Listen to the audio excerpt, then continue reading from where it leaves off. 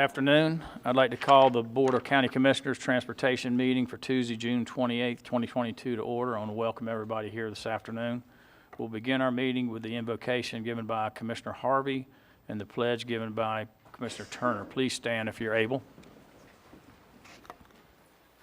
Let us bow our heads. Gracious Heavenly Father, we thank you for today, a day we've never experienced before in our life. Father, we thank you that everyone's here today with something on their heart to share with their elected officials. Give us ears to hear and give us wisdom to speak, Father, today. We ask, Lord, that everything be done decently and in order today. And Father, we thank you that we have the ability to serve our fellow man in the capacity that you've given us. Father, we thank you for Putnam County, our state and our country, And we thank you that 4th of July, let freedom ring, Father. And we thank you so much that we can still live in a free country and express to each other our concerns and our doubts, and Lord, we can build up and we can just exalt your name in public as we all do. And Father, we thank you for everything that's good and everything that comes from your throne room directly to us. In Jesus' name we pray. Amen. Amen. Please join me in the pledge.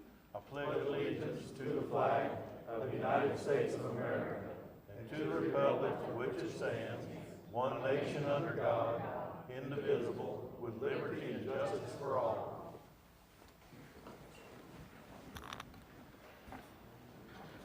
Thank you, Commissioner Harvey, and thank you, Commissioner Turner. Commissioners, we'll move down to the public hearing for Public Works Department for the MSBU assessment rate change. I assume that that's why most people are here for that. So I'll start by turning this over to Mike Nimitz. Give us a brief overview, and then we'll have commissioner comments, and then open it up for public comment. Good afternoon, Commissioners. This public hearing is to approve the final assessment resolution for consideration of increasing and/or decreasing an already imposed non-ad valorem assessment for the following MSBU's. Interlochen Estates 2 North MSBU from $27.57 increased to $35.79. Interlochen Estates South MSBU from $24.93 increased to $31.68. Interlochen Estates Boulevard MSBU from $30 decreased to $29.20. Interlochen Estates 19 MSBU, $51.70 decreased to $48.86. Lakeside Oaks MSBU from $46.62 increased to $70.94. Morris Trail MSBU, $187.40 decreased to $81.04. Ocklawaha Hills MSBU, $60.22 increased to $64.38. St. John's Harbor Unit 3 MSBU, $34.96 increased to $238.12. St. John's Riverside Estates MSBU increased from $78.03 to $302.88. West Putnam MSBU increased from $25 to $42.01. The Public Works Department recommends the Board approve all of the assessment rate changes and authorize the Chairman's signature on all of the corresponding final assessment resolutions to ensure continuing services to all dirt maintenance MSBUs listed. Okay. Thank you, Mike. Commissioner, any comments? Commissioner Harvey? Thank you, Mr. Chairman. Thank you for everyone attending today. This resolution is really not about the rate increase as much as, because we're going to get to that. It's about the process of where we go from here. Back, I want to say over 20 some odd years ago, Commissioner Dersher, started the MSBU processes because as I was a landowner president out in Interlochen Lake Estates, we were getting very minimal service from the county. And we decided to try to put a fee on ourselves in order to get our roads taken care of. Some areas got roads taken care of every month. Some areas didn't get roads taken care of at all. And we were faced with that. So when we got here and we started looking at this, that's when we noticed that there was some discrepancies there. these MSBUs are run by Citizens Committee.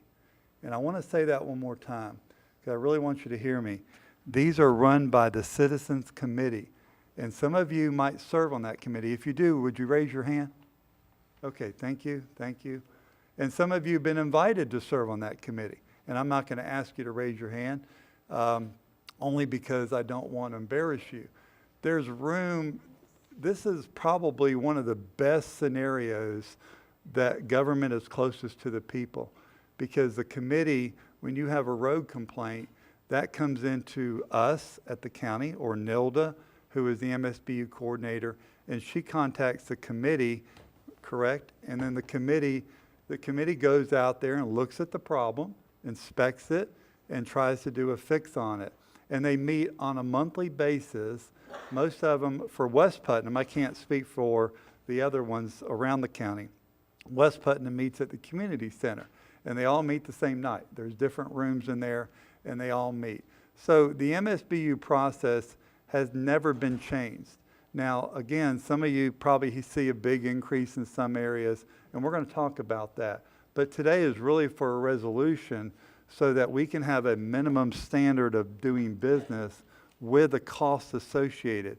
Because again, these rates never changed all this time. And you notice some of them decreased. I'm sorry, you can't hear me. Some of them decreased, and some of them had a slight increase, and some had a major increase. And I want to address that real quick too. For years and years and years, we had two contractors that did all the MSBU roads. Well, times have changed, and especially the outlining areas, Boswick area and also in Satsuma, they just didn't want to drive down there anymore. The cost of doing business was very expensive. So, and plus they had a change in their operation. So in some cases, they started another business. So they didn't bid on them. We had outside companies that bid. Those of you that are in ILE South, you had a change of contractor who came in, correct me if I'm wrong, and he started the process, and he didn't like the process. He didn't want nothing to do with it. His eyes were bigger than his stomach, and he left. So then we had to put it out for bid. So we've had a few hiccups, but nothing that we can't get over. And that's what we're working towards now, is trying to get this to a minimum standard with a cost associated. And one good thing about an MSBU dirt road compared to a county dirt road is you get mowing on your road, okay?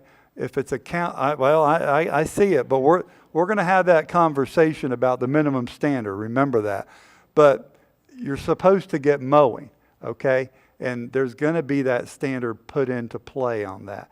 You're supposed to get grading, you're supposed to get material if you need it, and there's a reserve for emergencies built into that. So that's why you're seeing this reconstruction. But again, the resolution is only for us to go ahead, and we've tried to do this for a couple years now, and we've missed some deadlines because we had to send out letters to everyone affected by it, which was like 30,000 letters, first class mail to everyone, letting you know that there was this public hearing today. So now we can start making those adjustments and corrections as we go. We can start looking at the cost of doing business. We can see what the consumer, you, the customer, wants. You might go, well, I don't need it every month. We might only need it 6 times a year. We might need it 8 times a year. That's a decision that'll come from that Citizens Committee back to the board and ask us if there's something we can do there. So today is not all about us forcing something on you. It has nothing to do with that. It's to have a conversation about where we go in the future, because where we're at now is not sustainable. We have some roads out in West Putnam and 9,500 lots out there. I think it's 95 miles of dirt road that they haven't seen a grader on ever. They haven't seen a mower on. They haven't seen any type of drainage work done. But people are paying a fee. And that ain't right, is it? So that's what we're here to talk about today. We're going to talk about our resolution because by law we have to get this done. And then we're going, by Florida statutes, we have to do this.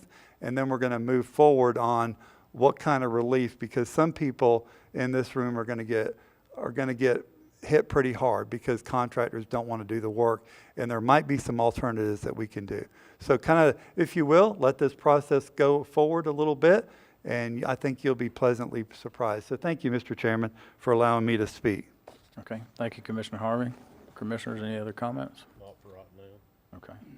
All right, so, okay, I'm going to open it up for public comment. Okay, this portion of public comment designed for citizens to have, allow a time to give their concerns. I assume everybody is speaking on the MSBU's.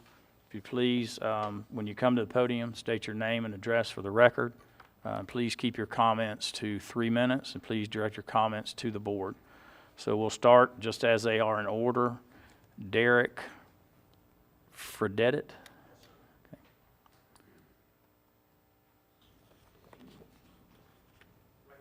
Yes, if you step up and pull the mic to you and state your name and address and My for the name is record. Derek Fredette, F-R-E-D-E-T-T-E. The address, I live in St. Pete, P.O. Box 22501, and the zip is 33742. I have a piece of property on Van Street out in Commissioner Adamczak's District 5. I just bought it last year. I'm here to address the condition of the overall area and specifically on Van Street. It appears as if there hasn't been very much roadway maintenance going on. I've been writing the county about it. I did receive this letter just recently.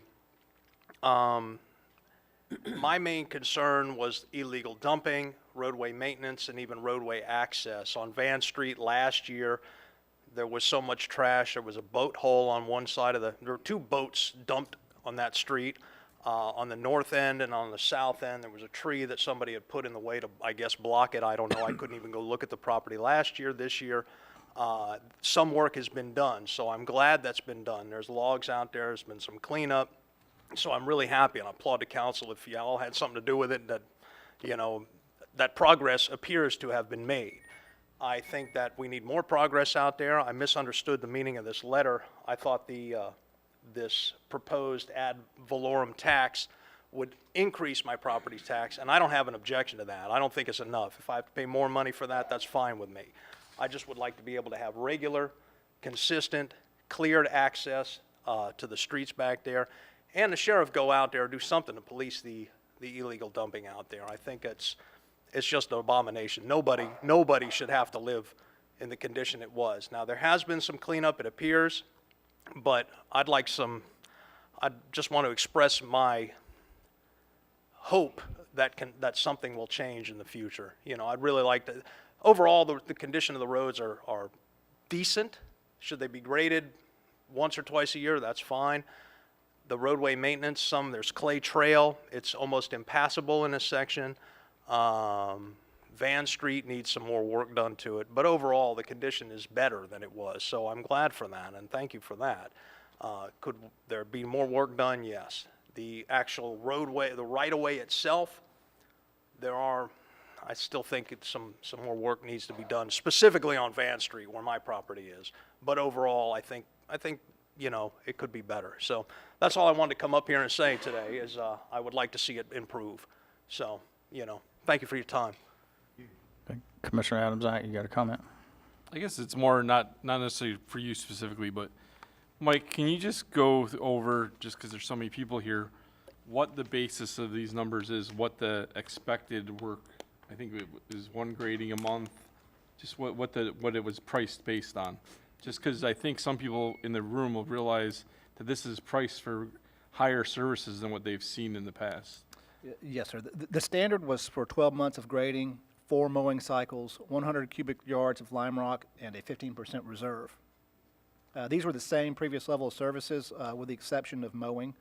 You used to get about 2 cycles of mowing, so we doubled that frequency, and the 15% reserve.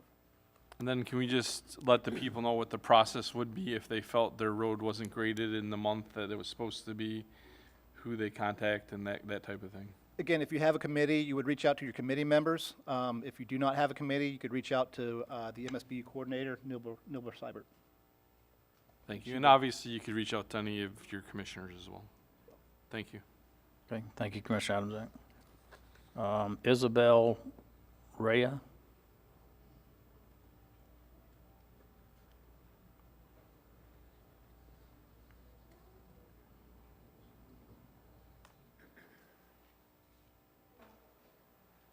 No? Hi. Please speak. Hi, my name is Isabel Weyer, and I'm close by Lake Ida, and my concern was already addressed by the first resident, but I just wanted to mention the people that dump the appliances, old boats, and they are so bold. They do it right in front of us. I took a picture of this one pickup truck. He tried to hit me and cussed me out because they're sure nobody finds them. They don't get arrested, nothing. So I don't know how you're going to mow if there's junk all over, and we would help you. And the lady from Putnam County Beautiful, she told me you get a grant of $1,000 at the beginning of the year for a giant truck where we can pick up all that stuff. But because of COVID-19, that's always an excuse that it wasn't done this year. So I'm asking you to please, I mean, I don't mind if there's a mattress here or there, but it's getting out of hand. And like I said, they are so bold. They said nothing is gonna happen to me, so that's what I was. Okay, can you state your On the address. name and address for the record, please? The address is Robert Street by Lake Estates. Okay, all right. Commissioner Harvey, you had a comment? Yes, ma'am, thank you. And the dirt road is good. It's in perfect condition because there's nobody living there, so. I have picked up trash. Some of y'all heard my stories my whole life out there. Yeah, And even last year, not far from your house, took my trailer, loaded it up on a legal dump site. There's a camper not far from your house on the road down there that needs to be moved and picked up. Trash attracts trash, and the faster we can get it up. But we didn't have prisoners for a few years because of COVID, so we couldn't get oh, out the there. prison. So keep Putnam beautiful. Yes. And we all do it. We all pick up. We trash. all help. We could all, you know, the minute we do it, we report it, some of that stuff goes away. Not all of it, but the faster we get it up, trash attracts trash. Yes, because there's a tiny little pond in the back that the deer used to drink, you know, and it's beautiful. It is a dumping ground. They put it all in the water, contaminating it, I drove so. my truck into the water to pick up beer bottles and Yeah. trash. Yes, ma'am. And they do mow, even though there's nobody living. I don't know how, because they just go around, you know, in swirls. Thank you. Okay, all right, thank you. Okay, I don't want to make this comment, I hope it doesn't come out wrong. I know there is, I think throughout the county, we have illegal dumping, there's no question. But I believe contacting your commissioner to help take care of that through sanitation is probably where to go with that, so. Okay, the next speaker is Gary Cooper, or Copper. Copper.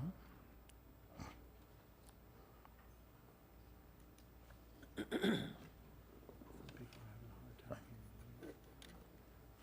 to turn it up a little. Good afternoon, gentlemen. My address is 151 Bonita Drive. I'm up on the north end in Bostwick, and I have got several concerns. I'm on the board for the SMU there, and one question I have is we recently were thinking about getting the road paved out there. Notices were sent out. People got to choose whether or not they wanted to. But my concern is if that letter had included the fact that we were going to be hit with a quadruple charge on our bill, it might have gone the other way instead of been voted down, because we're going to pay about the same thing to have the road paved as we are to have it maintained. You know, I feel like this is something that should have been addressed in that letter, and it wasn't. And also, I have a question about, am I going to be charged by the lot or by the parcel? Because I have 3 lots, but it's 1 parcel. So which way am I going to be charged? Which MSBU are you? MSBU? Which MSBU? St. John's Harbor? That's, yeah, it's charged by the platted lot, It's by the lot? yes. Uh-huh. But there is a process to where you can consolidate. Well, you know, when I bought this property, you know, a couple of years ago. When we met the other day, Milton said it was by the lot. Yeah, but how many parcels do you pay? How much assessment do you pay now? 1. It's not gonna change. I hope not, because if it does change, then I'm gonna be hit with a great big You're only fee. paying 1 now, we're not changing your parcel. Okay. All right. If I may, we were told at the meeting that one of the examples given was somebody has 7 lots.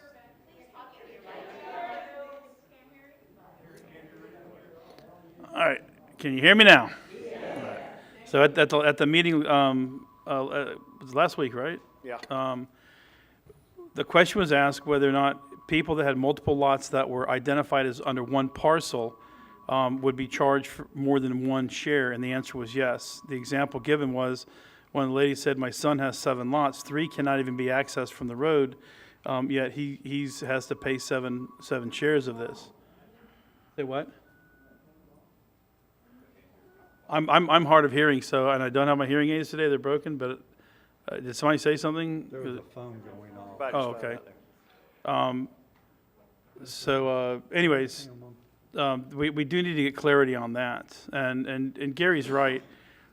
This group came before the commission. The letter that was sent out was supposed to give them the option and have the cost to pave versus MSBU maintenance.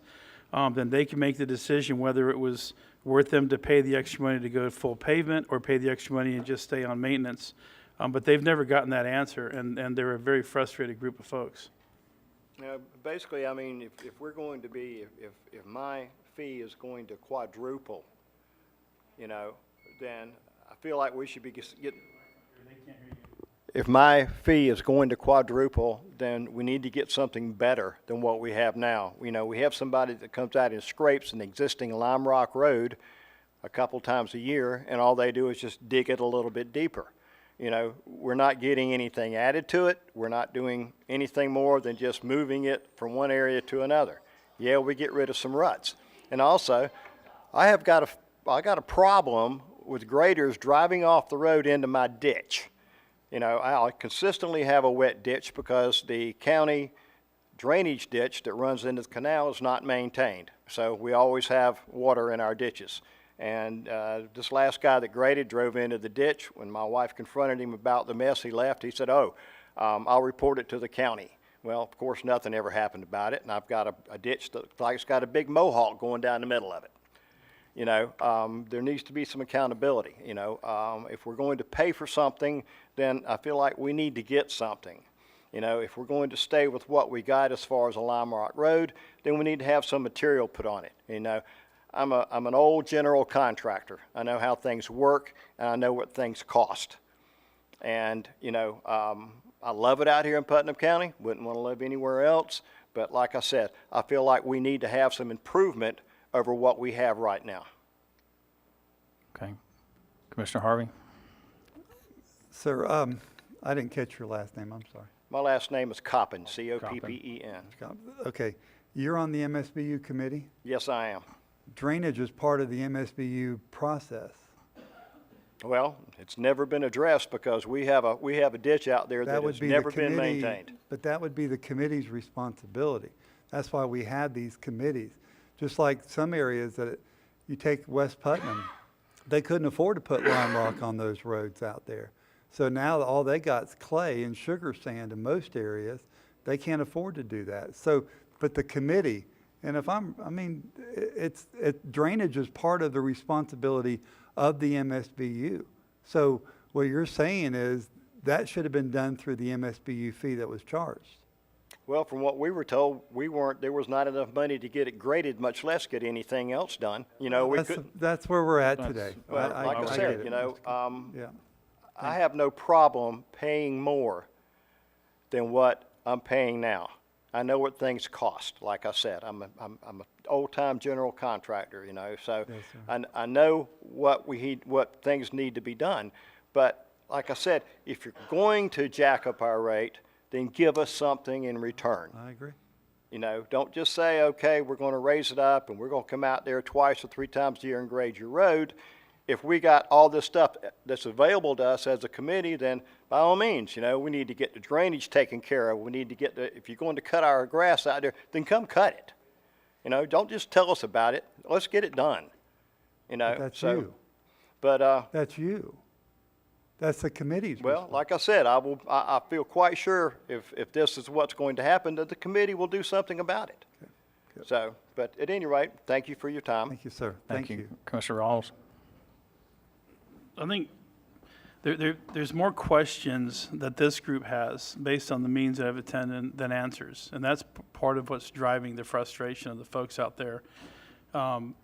going back to the first meeting that Matt and I went to, they were discussing paving then. They were looking for numbers, but the numbers were just ridiculously high, and then the numbers came back different. And there was a question whether or not you had to have 50% plus one, or if a no return envelope counted as a yes vote, and all this. This is the group that we're talking about here.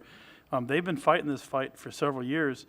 Their ditches are in bad shape. I went out there this afternoon, earlier before I got here. I went out there and looked, and I don't know how you get to the point that the ditches get fixed where they can be afforded to be maintained, because right now they're not maintainable, if you know what I mean. Do you follow what I'm saying, Mike? There are a lot of organics that need to be dealt with. So whose responsibility is it, and this was a question that was raised the other day, to get things fixed to where they're serviceable from this point forward? Is it going to come out of the MSBU money right off the top? You know, and then what is that cost going to look like? Because if you say we're going to grade it a dozen times a year, mow it 4 times a year, but you've got ditches that don't flow, you're going to wipe the roads right back out. Again, I think that would be something that we would have to work with the MSBU committee to see what is attainable with the funding they have. And if it's not attainable, then we'd have to resort to possibly coming to the commission to see what the commission can do. And this is, and the other concern they expressed was, and I've already told them, I don't think it's our responsibility, but there's an outfall canal. There's an outfall ditch that goes into a canal. And apparently you're getting sediment from the ditches into that canal. Now the canal doesn't drain, and that's creating problems. And since I've been elected, I've been told we don't touch canals. But I've also been told that there's pictures of us in that canal with a spider cleaning it out once upon a time. So that's another area that needs to be addressed. And you know, they're trying to figure out what do they get for the $300 per parcel or per whatever it is going to be, and what happens if you do all this and you still don't have drainage. Again, the assessment is based off of the packages that were bid. Again, the 12 months of monthly grading, the 4 cycles of mowing. But in this case, it doesn't. His microphone may not Okay. be on. Can y'all, in the booth out there, can you turn the mics up? What their concern is so they don't know that they can get to where they need to be starting with this number and with the condition of the roads and ditches that they're in now. This may be a non-starter is my point. Again, we have priced out, you know, the services that I referenced before. We would have to look at that and see what they can and cannot get by with and what they want to prioritize. But it doesn't answer the question. The question is, if the ditches have to be reshaped and profiled, where does that money come from? Is that an additional amount for them, or do we have to pay for that out of general fund, or is there? I would first see if the funds that they have in the MSBU are adequate, and if they're not, then we could possibly approach the board about it, and if we would give consideration to it. But first, we'd have to see if their funds are able to achieve that. But are there funds right now, if they get 12 gradings a year and 4 mowings a year and 100 yards of material, that eats up all their funds, correct?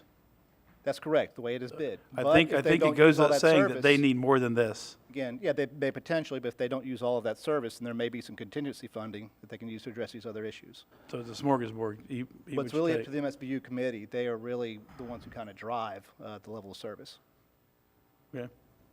All right, Commissioner Adams, I guess I'll just give an example of where that has happened. There's one of the MSBU's in my district. They didn't do grading for a few months because they didn't need it, because it just was holding up. And they decided to use that money to do the ditches and to put a culvert in the one location instead.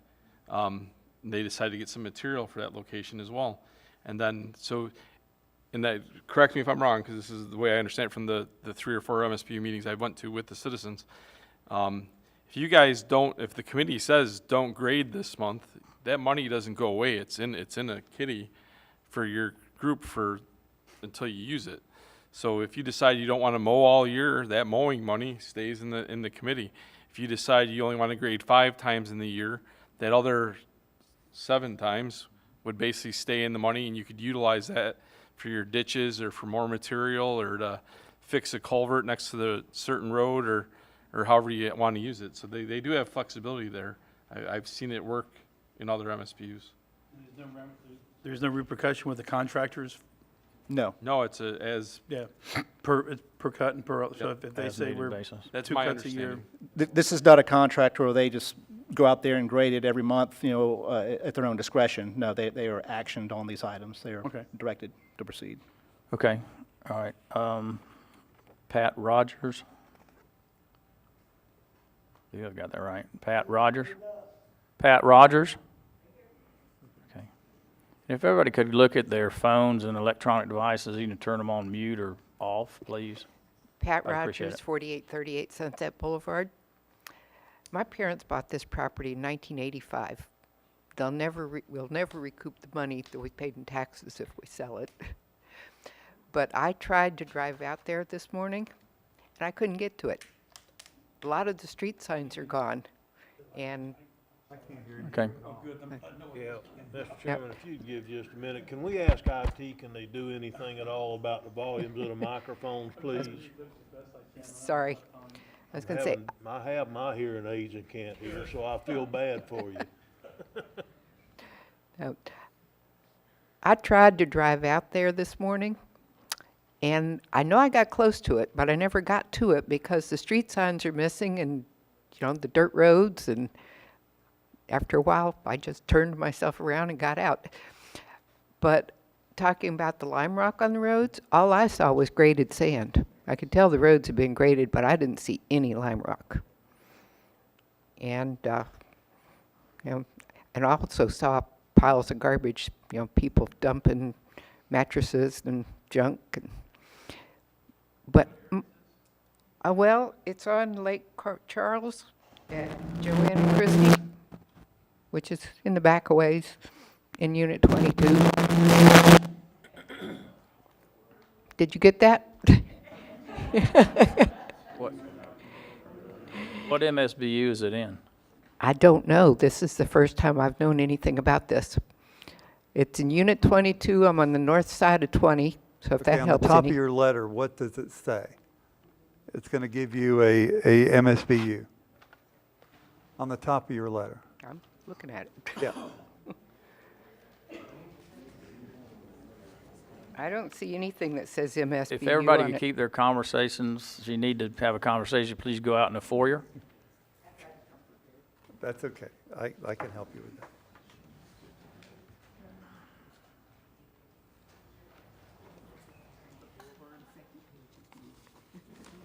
Okay, that's you.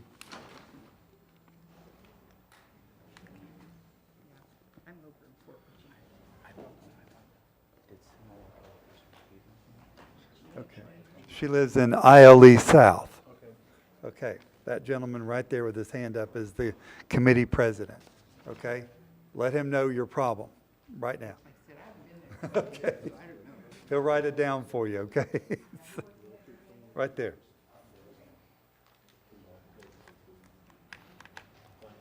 Thank you.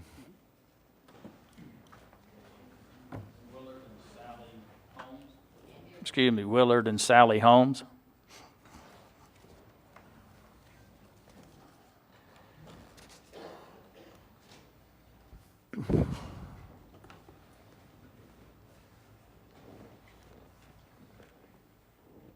Oh, I'm sorry.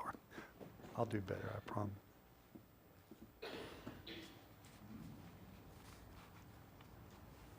Good afternoon. Good afternoon. Good afternoon. Good afternoon. My question is very similar to... Can you state your name and address for the record, please, sir? Okay, my name is Willard Holmes, and this is my wife, Sally Holmes. And my question is relating similar to the lady that was just up here. And that has to do with grading and signage. It's been a while out in Lake Lucy since my wife and I tried to get out there, but we've always had an issue with the street signs. You can never catch the street signs if they're ever put up.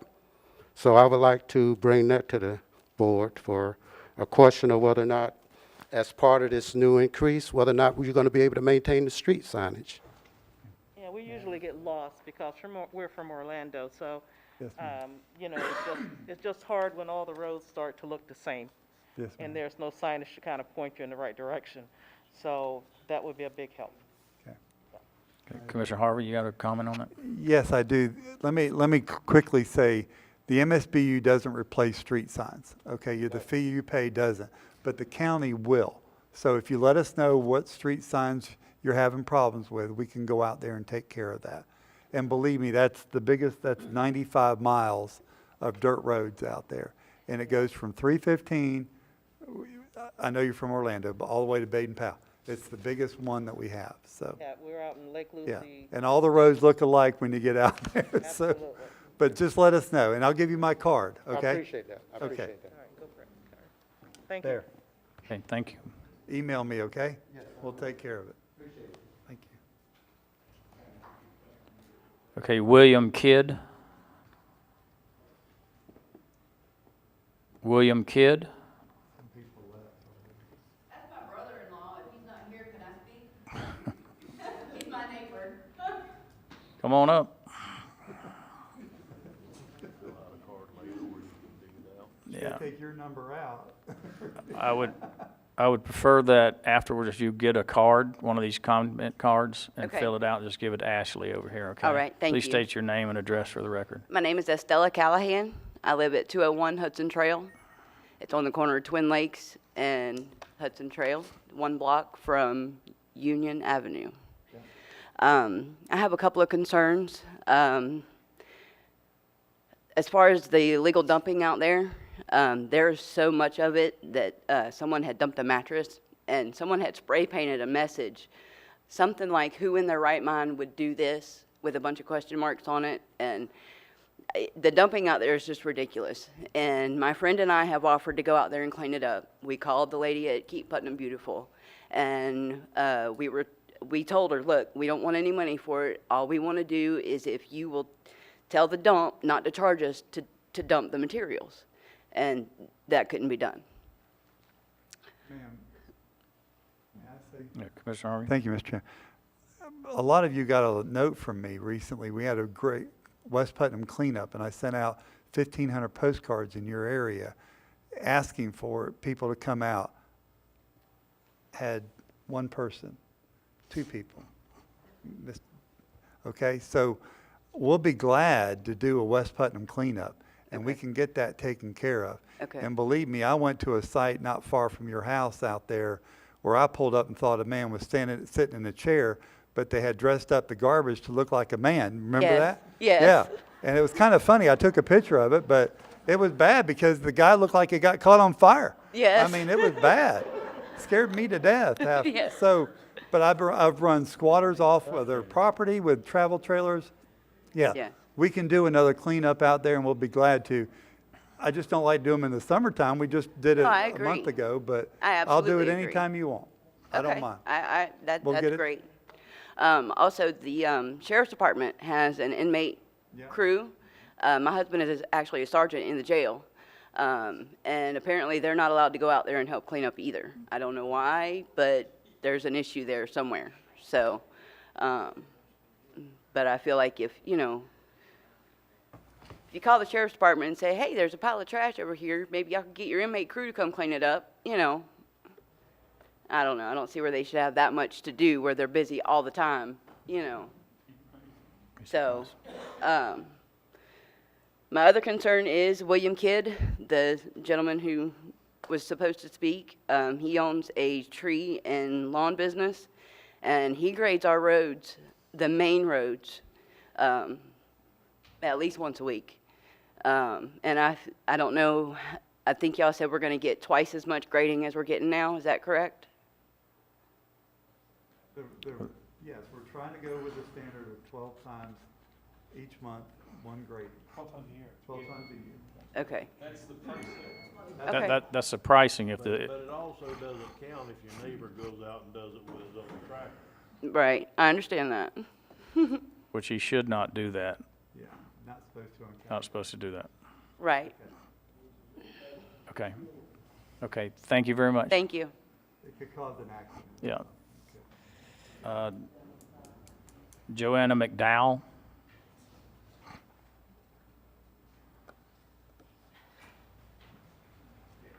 Hi. Normally you could hear me talk, but I have a head cold today. I don't have COVID, so I'm a little behind. But we live out there in Interlochen Lake Estates. We Please bought a state- property about give us the 16 months Address and your ago. name, please.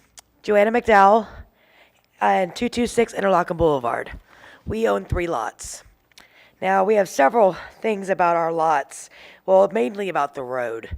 First of all, there's no streets, no speed limit signs, so people are driving crazy down that road. And it's mostly the tenants who don't own it. And they're driving so fast, they're tearing it up so bad that you actually have to go a certain speed to not get no damage on your vehicles. I've had 6 flats, and I had to replace a U-joint in my truck because of this road so bad. I think the speed limit signs would stop a lot of issues and help a lot of the homeowners feel a little more safe about stepping out on their own property. Also, we called somebody. We emailed the mayor, my husband did, and a lady came out to our house. She looked around and said, okay, well, someone's gonna come out here and talk about building berms because of the flooding. The flooding is insane out there. Nobody came. Months went down the road. We emailed someone again. No response. So we don't know what's going on with that because we don't have much of ditches going on. We don't have much of anything out there. And the lights alone, there might be 1, 2 street lights that haven't been broken out by the bulbs that you can barely see at nighttime. So the safety is a big concern for us.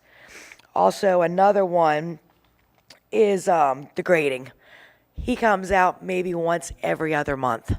And the roads are so bad again that you'd rather walk down it than drive. May I ask a question? Sure. Are you you're in the town of Interlochen? That's right. Because the county doesn't have any streetlights out. Yeah, So- no, we have one. So the town grades your road? Somebody grades it. The town must be doing And that. it's only once every other month. That's the town of Interlochen doing that. So, I mean, we've been there for 18 months. And, I mean, just the roads are just horrible. Yeah, Let me give you my card. I'll help you with that. That sounds great. Because my district takes in the town, and Commissioner Adamsack also a little bit of the town, so we can.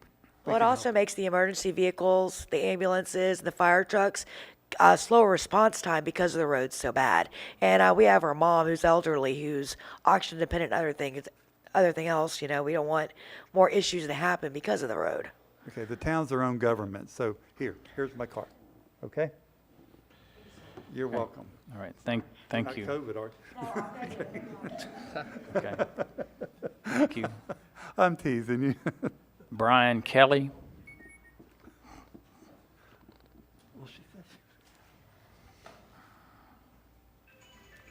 I'm Brian Kelly, I live on 118 Gray Street, Interlochen. No sense of beating a dead horse. These people have hit pretty good on some of the bad things, but them roads out there in Interlochen are horrendous. And it is a safety concern because I've got garbage trucks stuck out there. I've got a whole bunch of pictures. I've had the garbage truck stuck. I've had the wreckers stuck at the same time. I've had to move my garbage out to the end of the road. And my main thing is, yeah, you said you don't want to embarrass somebody about the committee. I got an email from Nilda and never heard back again saying that, oh, we don't know what time the June meetings are or whatever. That's it. Okay. So every time you call her, get the answer machine. Yeah, the roads are horrendous. I had one road I could get back in on Lime Street. They shut it off. They took the street sign down. I could have gotten in the back property because I own almost a whole lot. They took the street sign down and said they have the right to do whatever, maintain whatever roads they want. Now, I'm speaking about all roads out there as far as like safety goes, emergency vehicles, stuff like that. It's a major concern. I've seen them all stuck, every one of them. Ambulances, fire trucks, everything. When we're on fire, I've been out there 40 years. It's not got better. Ditches that deep in the road. Materials, yes. Get told I choose to live out there. I've been there 40 years. You would think in 40 years, the county would make it better. You would think. I did 28 years in the military. I know what accountability stands for. I know what it is. It's important. It's the safety of the people. And I know it's money, but you got an increase in taxes. I mean, on gas tax, you went up from 6 cents to 12 cents. Now you want more money? I don't mind paying it, but we need accountability and planning. Planning is important. That's just my opinion. I mean, like I said, 40 years. I have a bus stop. My road is the cutoff to the bus stop, okay? They come there. They bring the kids there because they want them to go to Interlochen Elementary School. So my road is the cutoff, and they bring them there so they don't have to go to Aquila. So every morning during the school time, I could have anywhere from 6 to 15 vehicles at the end of the road. They could be stuck. I bought a tractor to pull these people out. I've had Badcock furniture stuck. I've had Lowe's truck stuck. I've had Aaron's thing stuck. It's ridiculous. And when you do call, like I said, they may call you back, and there has been material out there put in that road. But they say, I choose to live out there, okay? But that's fine, but I've been out there 40 years. That's a long time to see no improvement and see it go worse. That's my main concern. And it's safety. Anywhere you look at it, it's safety. And in my opinion, the government needs to take care of the citizens. That's what they'll use against you. We protect you, so that's what they need to do for us, in my opinion. It's not the taxes, it's the accountability and the planning. And if you're not an expert at the roads, get an expert in there to tell you what the roads are so that we can do it. It washes out every single time. Every time the rain comes, it washes out. And it's not that big of a hill. Okay. I All right, mean, that's basically what I got. okay, thank you. Thank you. Commissioner Adams, you had a comment? I think it's the top 4 on this list. They all meet the same day every month, correct? Interlochen Lake Estates 2, South Boulevard, and your 3 and my 1 meet at the. Right. So if you're in any of the top, Interlochen Lake Estates 2, Interlochen Lake Estates South, Interlochen Lake Estates Boulevard MSBU, or Interlochen Lake Estates 19, that meeting is the second Tuesday of every month at 6 p.m. at the Interlochen Community Center. So just everyone here, I've tried to share it on Facebook. I've tried to share it wherever I can. That meeting occurs every month at 6 p.m. at the Interlochen Community Center. I went last month. There was more people there than I had seen at any other time. I think there was 15 people between the 4 MSBUs. Unfortunately, the one that I was there for that people asked me to come for, no one came. And West Putnam. So those 5 all meet the same time every month. So just, if anyone doesn't know when they meet, now you know that they do meet then. And I will continue to put it on Facebook as much as I can. I know that I'm just one person, but is there a way we can maybe even get like our county website to put out the MSBU meeting dates and times? I don't see why we can't do that. Facebook. Absolutely. Would that be helpful too? I know a lot of people are on Facebook because some of you have talked to me. The second Tuesday of every month, and that's Interlochen Lake Estates 2, which is north, Interlochen Lake Estates South, Interlochen Lake Estates Boulevard, which is the one that's in District 5, Interlochen Lake Estates 19, and West Putnam MSBU. All of those meet at the same location every month, different tables in the same room. And if we need to, if it gets to where we got this many people, we can split that up to different days too if we have to. So just want to make sure everyone knows because we're all here. So thank you. Okay, next speaker, Racia Crisp.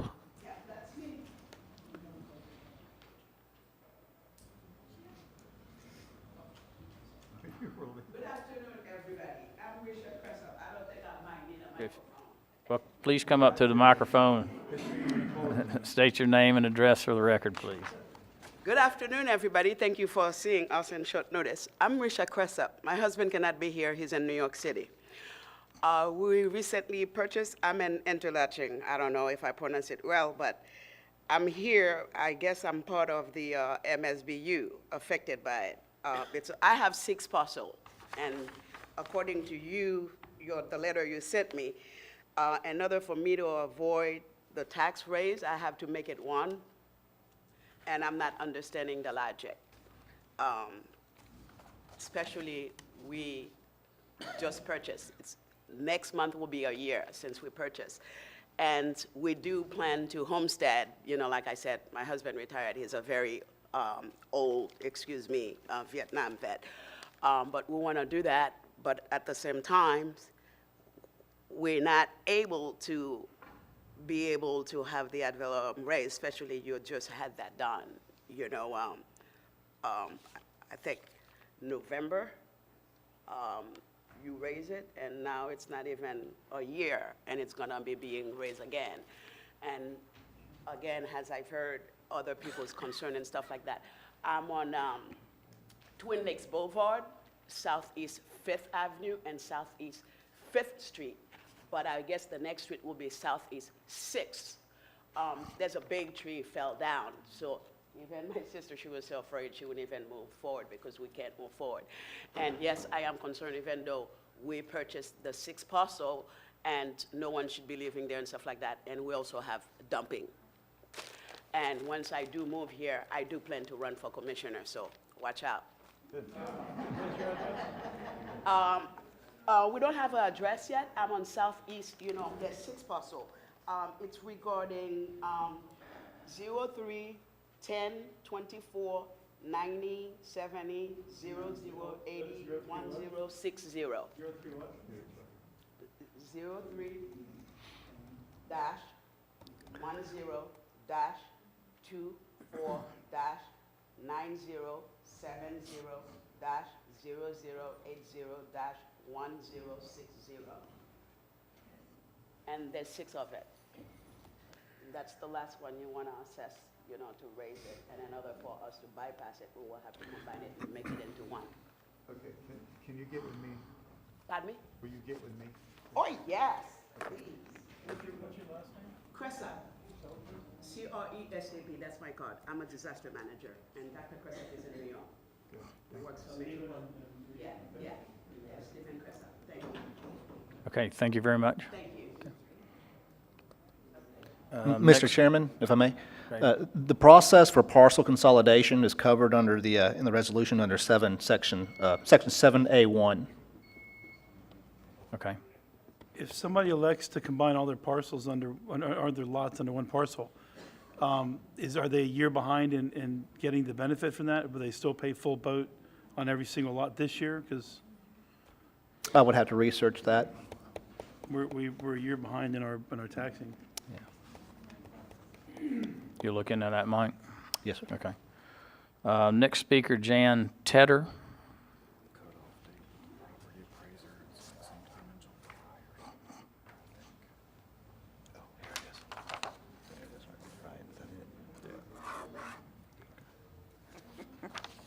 Oh, boy. I'm Jan Tedder. I'm at 105 Sunglow Avenue in Satsuma. And I'm sure you gentlemen aren't too happy to see me. I'm sorry that it's come to this, but I'm looking at 24 years. 24 years of nothing.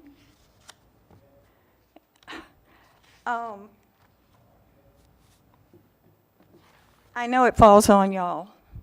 I know it does, and I'm sorry about that. And it is time for changes, absolutely. It's not just y'all, it's all of us. We all need to get in on this because it affects all of us. I don't even know where to begin. The ditches where I live, we call them the ditches to nowhere because that's what they are. I don't think anyone's ever even touched them except to make a dent in the side of the road. As far as mowing, you might see them every once in a while. Grading, it's the same thing. My question is there any way that we can get a schedule so that we know when these things are being done? And that way we can be on top of it as well as y'all. Again, I'm old, I'm tired, and I'm sorry. But this has got to change. I've only been here 2 years. In fact, 2 years, the 30th of this month. And I love my home, I love my area. But this 4 times tax increase is killing me. And if you're going to do it to me, you better do a damn good job. That's all I have to say, gentlemen. Okay. Thank you, Ms. Tedder. You're welcome. Commissioner Turner? Yes, Ms. Tedder, nice to put a face to the, You too, Mr. Turner. I love you. phone call. We've talked on the phone several times. I love but you, and I'm sorry, sir, but I just couldn't stay quiet on this. One of the things that I'm going to propose, I was going to wait until the end of this meeting, is I think that part of the issue at hand here is that we're trying to take the same size round peg and stick it in a round hole for everybody here, and one place has got 95 miles, and yours is the only one in my district, and it's very small. Yes, sir. I'm going to propose perhaps some changes to it or whatever when we get done here today, and one of those changes is going to be maybe in that particular subdivision, we don't need it graded every month. We could go in there with leveling blades on the back of a tractor and get somebody to go in there and keep the road smooth and level at a lesser cost, and then the mowing can be done. It does two things. It also takes it away from a contractor that's a site work contractor that owns 4 road graders at $400,000 a piece and 5 bulldozers and all this stuff, and it puts it in the hands of somebody that has 3 zero-turn lawnmowers and a skid steer and a farm tractor. Yeah. It's not the same. It's not the same game or the same contractor. So that's one of the things that I'm going to propose for that particular subdivision, is to find out if we can do that. And another thing is, I've been unable to find out who the MSBU committee is for that MSBU. That was a The, question I St. had John also. Riverside Estates MSBU, do they have an active committee at this time? I'd never even heard of a committee. Okay, you're the MSBU committee? Okay, well, before y'all leave today, could I hook you up with one another perhaps and let her know who that? Okay, well, that's good, but I just would like y'all to talk too, because I'd like for Ms. Tedder to find out, because she was talking to me the other day about maybe disbanding or doing something or whatever, and I tried to explain to her that, to me, that would have to be done by a majority of the residents in the subdivision, and most residents want the higher level of service. So maybe we can address some of this went up more than any other one here, the Yes, one sir, that you're living it did. in. It went up to $302. $302.88, where the closest one to it was an increase of $203, where this is an increase of $204 a year. Yes, So, sir. $224 a year. So my point is maybe we can do something to address the issues and help the MSBUs at a lower cost, because it's such a small MSBU compared to some of these ones that are in Commissioner Harvey and Commissioner Adams' Act's area, where they got 95 miles of road. I think we could live with We got a mile or two that. of road in this subdivision, so. And that was one of the questions I was going to ask, is could we maybe cut it back a little bit, still have it, Well, but cut it back a And that's little what I was bit? trying to explain to you, Ms. Tetters. It's not really our decision. It's the decision of the MSBU committee.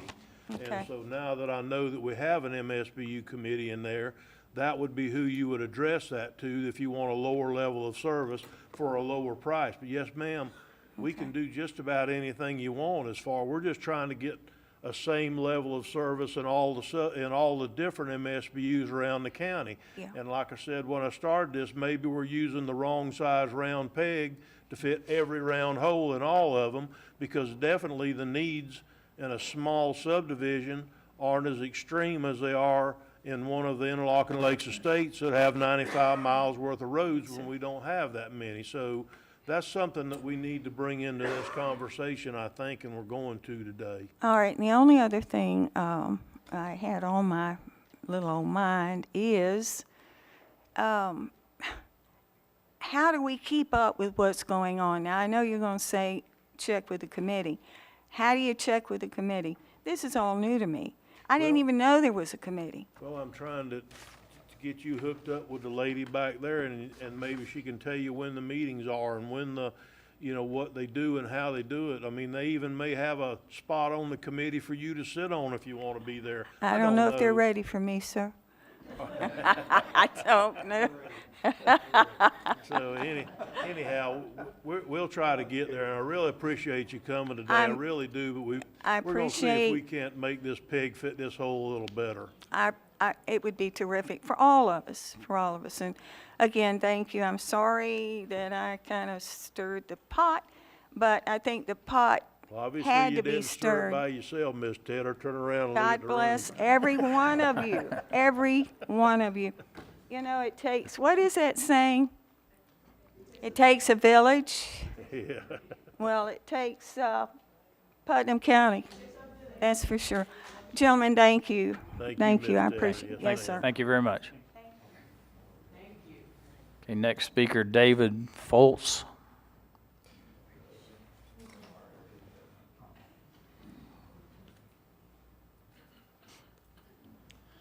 Hi, I'm David Foltz. I live at 152 Trisale Avenue. The property that I live on is not really in that same thing because I live on the hard road, but the property that I own that I don't live on is on the corner of Bass and Shellfish, on the corner. And I've owned it for a couple of years, and it's never been mowed since I've owned it, ever. I don't really care if it's ever mowed. There's nobody that lives right close to there, but I would hate to pay big money and not collect anything at all. The roads going out to there, sometimes they grade them, sometimes they don't. And that don't concern me neither. I don't really care about that because I don't go out there that much. I go out and check on it. But I have noticed that for a while there was people throwing trash out in there and stuff like that. But then I went out there again and someone had picked it up. So, I mean, it's kind of a hit and miss type thing there. But some of these properties that people don't live on, I just, I hate to really see, get charged that much when there's really nothing they're doing for me. But that's one concern. But another concern that somebody did address, I live at the bottom of the canal, and the one that you guys are talking about is plugged up. I'm the one that lives at the cul-de-sac of that canal. And all the water is washed down where the cleanouts are, and it's washing all the sand from the roads down into that cleanout. Then that cleanout washes it out. And on low tide, it's muck. That's all it is. On high tide, you got this much water at the most, where I'm at there. If you go back, 3, 4 lots back, 5 lots back, they got 8, 10 feet of water all the time. We're up at that part of the canal, we don't have any. And I know you guys said, addressing the canal earlier. I heard you talking about addressing that.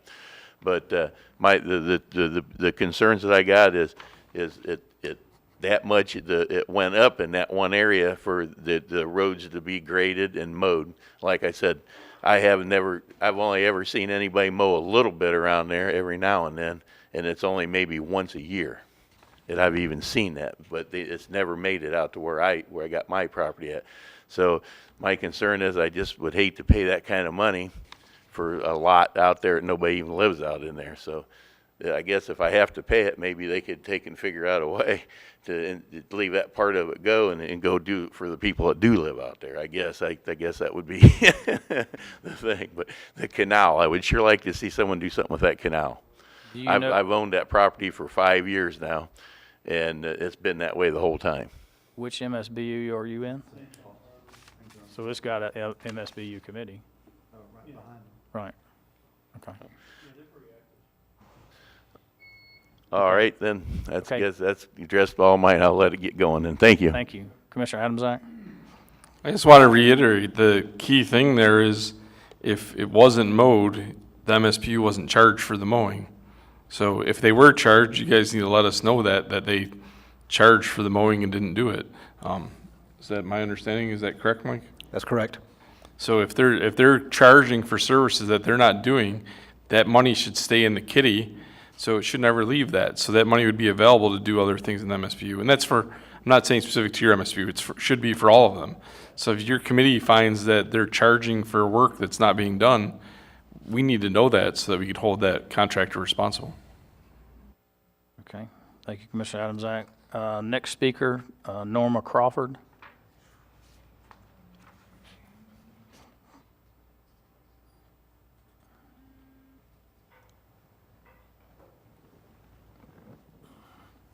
Good afternoon. My name is Norma Crawford. I live at 238 Lakeview Way, Interlochen, Florida, right off of Lady Slipper Boulevard. And I don't know how many of you live up there, but if you do, when you come, Lady Slipper Boulevard is always bumpy. They grade it, but it's always bumpy again because I don't think they're using the right materials. But I'm not a contractor, so I don't know for sure. But it shouldn't seem like as soon as they do it and there's a rain that it's washboard. My son bought a new car and he damaged part of his car coming around the corner, because then that's another problem. When you come around the corner, make the S turn, that both sides, I guess, would be whatever you're talking about, detentions or ditches, it washes away. Two cars cannot pass there together, and everybody doesn't have a brain, so I'm coming around and they're back there speeding. I'm like, okay, I got to back up. You cannot have a road like that without there being an accident at some point in time, because that's what's going to happen. The right materials cannot be used. You guys have to know what I'm talking about. They have to close our roads sometime. We can't, I mean, we have to pick through, but somebody visiting, or if you called for pizza, God forbid, they can't come through. And we don't want them to come through because they'll be hooked up on something. They won't be at your house with the pizza. But okay, and that's going on, a lot of the same things that you guys are saying, so I need to find out who my MSB committee is and contact them. I also wanted to just bring to someone's attention, probably the wrong committee, but we have 2 illegal mechanic shops, and they couldn't be legal because the cars are all over. They're, wherever the people drop the cars off, they're just all over. Now, they're not in front of my house, because I'd probably be standing out there until they moved them. But it's in the area, in the subdivision where I am. So when people come to visit me, they have to see this. If they're illegal, they shouldn't be there. I think they're dumping their oil in the ground. We live on a lake. So there's a lot of concerns. Again, I probably have to go back to another committee, but since you guys are here willingly listening to me, I'm bringing it up. We already get paid in our, charged in our taxes for Interlochen Boulevard, which is really not a road I ride on unless mine is impassable. I'm not sure that that's correct either. I think you guys are doing a good job. I just don't think you can do better. It takes all of us. Thank you for listening. Yeah, so Commissioner Adamczak? that's in my district, and I know the Lady Slipper corner very well because my church bus picks up a child. When you make that left and you go there, and sometimes we gotta go all the way around the other way. I'm fully aware of it. The prior public works director had been out there a few times. They've tried to do a paved thing across the road to try to divert the water.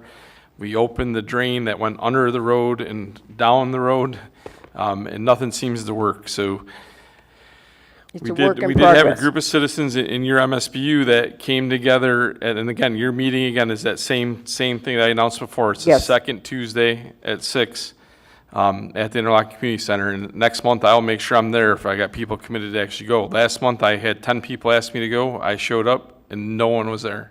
I will be there. From the MSBU. So I just want to make you aware of that no one showed up. That is a very bad spot. That's something that I'm looking into possibly doing other things with, because we do have some limited amount of miles for dirt to pave, and I have the ability to do that.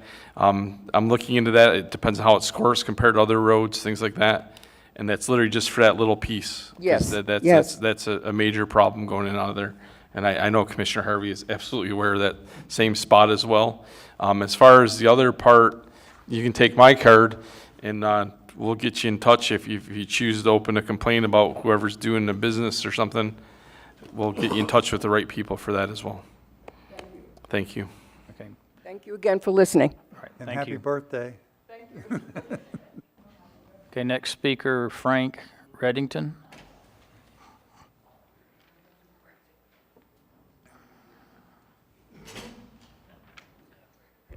Good afternoon, everybody. My name is Frank Reddington. I reside at 152 Bowfin Drive, and that's in the MSBU Unit 3. Since being a resident here, a major topic of discussion amongst the property owners has been the maintaining of our roads. And we have done have seen nothing done to go forward with that.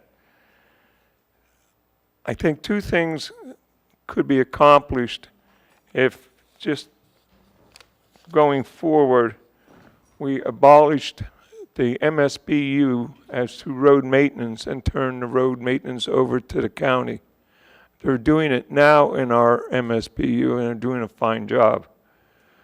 The other thing that could be done would be to take this new assessment, which is a fourfold increase, and use that assessment to have the county pave our roads, which it's my understanding the county can have the paving done for a lot less than what we as individuals or as a community could. So if we could get those two things done, I think we'd be taking two giant steps towards improving the roads and getting them paved. I think the money that could be saved by paving roads then could be used to continue any roads that weren't paved initially. To help with the county with the cost, initially what they could do is to pave the main arteries and then secondary roads to be paved at a later date, and to do it in sections if necessary. And as I said, that money that was saved by not having to maintain dirt roads could be used going forward to improve all our roads and eventually get them all done. So, and as I said, with my neighbors and anyone I speak to, it seems to be the topic of conversation is getting our roads done and going from dirt to pave, rather than continuing to kind of put a Band-Aid on it and just fix our dirt roads repeatedly. So, thank you. Okay, sir, thank you. Commissioner Rawls? Yes, sir. Do you have the total amount that would be collected at $238 per parcel? You have it in front of you? For which MSBU you referring to? St. John's Harbor, the total. That's what I'm trying to figure out, is which one. We were told that it was multiplied times 391. Do you have that number that you're anticipating? It's $106,915. 106?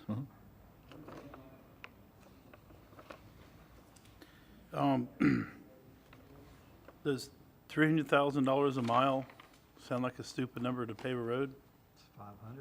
It's 528,000 was the average between the two different contractors on our last dirt to pave bid package that went out.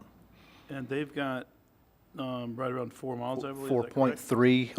4.3 miles. So going off of those numbers, it would be 2.2 million roughly, 2.271. So at $100,000 a year on a 20-year basis, that would pretty well take care of that. Just saying. Asking for a friend. Okay, thank you, Commissioner Rawls. Next speaker, Sherry McCormick.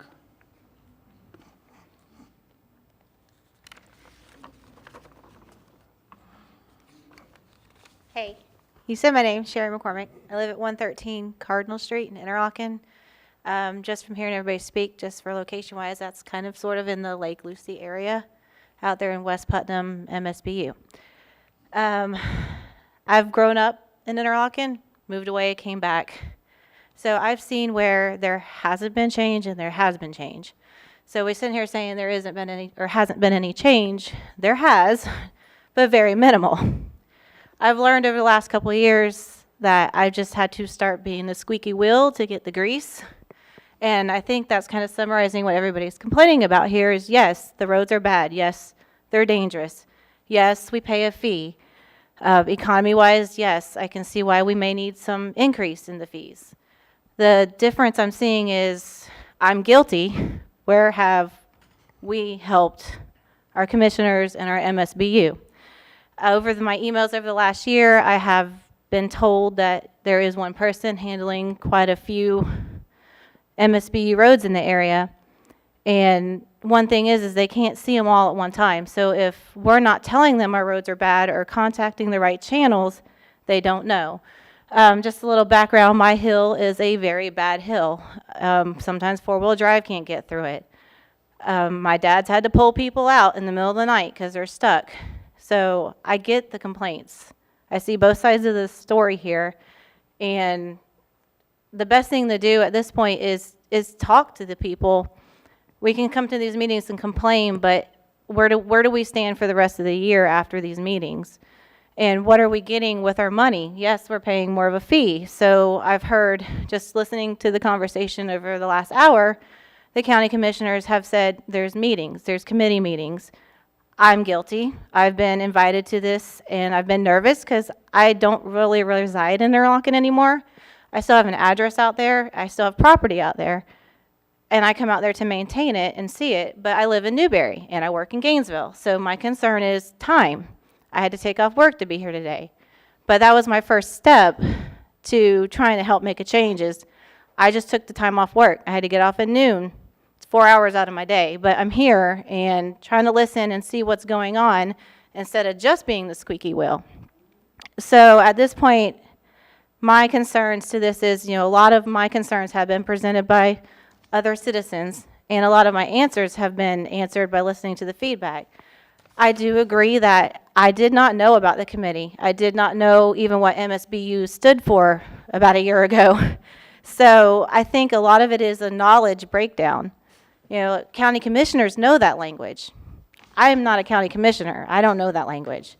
So I think maybe a lot of it is kind of downplaying some of it for the citizens. Yes, Paul hit the nail on the head. A lot of us are on Facebook.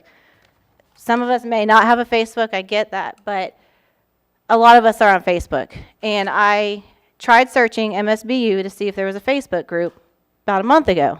Nothing. So I think a lot of it is we do have some avenues to communicate on the same level with our citizens and the county commissioners by maybe managing an MSBU, strictly MSBU only Facebook group.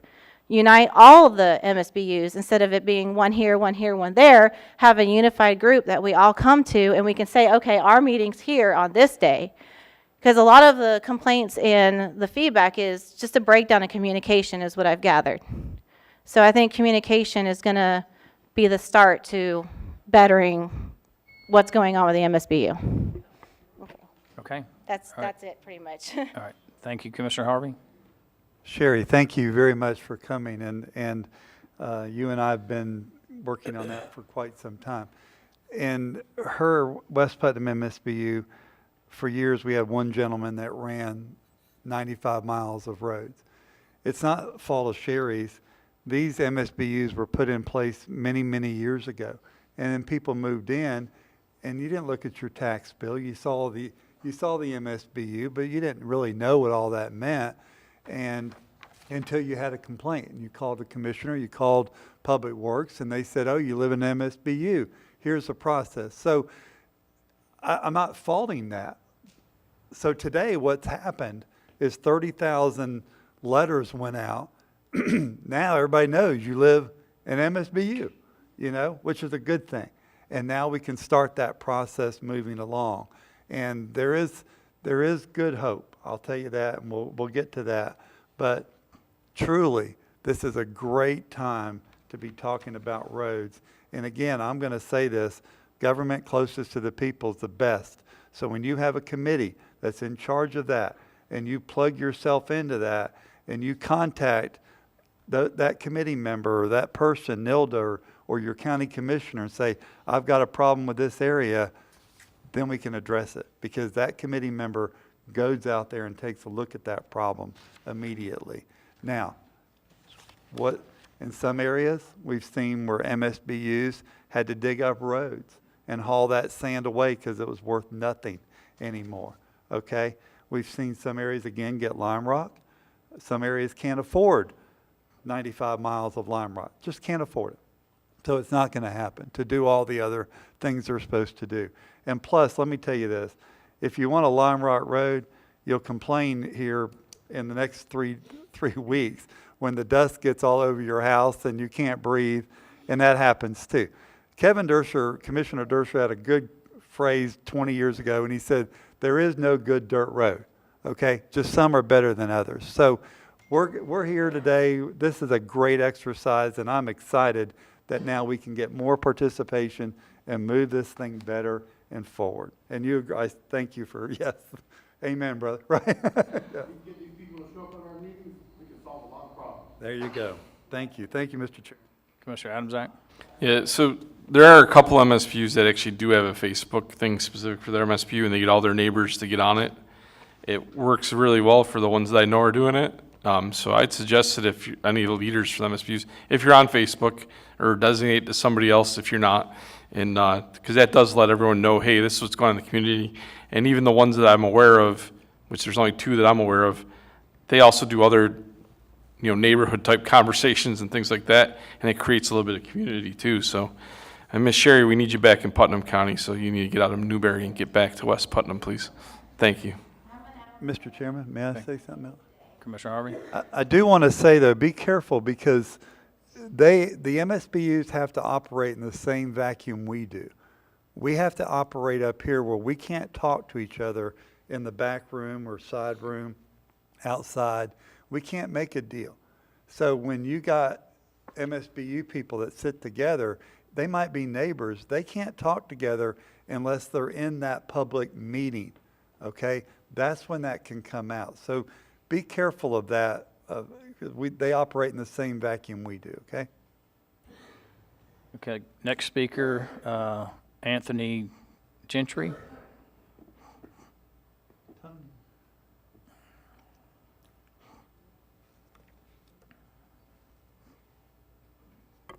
Anthony Gentry, 163 Bonita Drive. I spoke last, I think it was last meeting, I don't even remember, and what the concerns are with some of the things, excuse me. One of the things, Paul, you mentioned was the boards requesting what needs to be done when. We've had times we've requested things and then the contractor comes out at his free will, whatever day he chooses. Half the time it's been during a rainstorm and made everything way worse. We still paid for that. So there are those issues that have been throwing us upside down. As you know, our MSBU is already out of money this year. It was over a month ago. And being that the new tax won't take effect till the following year, that means next year we're going to be out of money very quickly again. And so the commissioners have the authority to make the decisions. We've already discussed that before. We've had the letters that were referred to before go out that meant nothing to anybody that wanted to address them or respond to them. And there are elections coming up. Are we going to have to start this over again if things change with the commissioners? So you guys just need to make a decision, get us off the hook of this one. It's out there where nobody wants to service it. That's why it's gone up from $35 roughly to $235. Nobody wants to service out there. You guys have said that. And the contractors have said it. So just finally make a decision and get this thing handled for us. Thank you. Commissioner Adams-Act? Mike, we're trying to get this so that it goes on the next tax bill though, right? So that when would the work start if we move forward with all of this? It would start in October, correct? That would be. Yes, it's being. Yeah, so it would start, it doesn't lag a year. It would start next year. No, services are going to continue. Right, but for theirs particularly, we're covering the services currently. Yes, the assessment, Doing their services, we're not covering another person to do it. Right, we're doing it, Voted for right. the county to take But what I'm saying is this is for the services that start in October, is what we're discussing. So I don't think you have a whole year to wait. I think you have a few months. In that MSBU's particular instance, which is very unique. Is yes, that correct? the new tax billing will start in October. Right. So the work for the contractor would start in October. If we went forward with this, all the MSBU's would be covered starting October 1st? Yes. Yes. Of this year? Yes. Okay, that's what I'm asking. Yep. Mr. Gentry, if you're going to make more comment, please come up.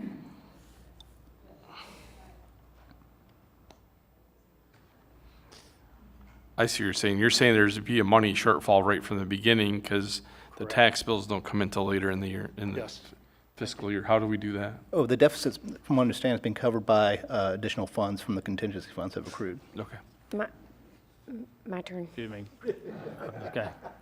My turn. We got the finger. Hang on just a second. All right, Julianne. Two point of clarities, I guess.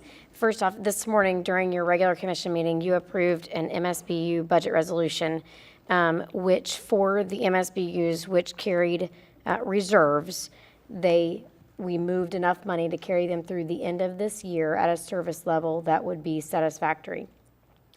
All governmental finance, we don't get ad valorem October 1st either. So we budget revenues and we budget expenditures. And so we work off of budget dollars for our operations.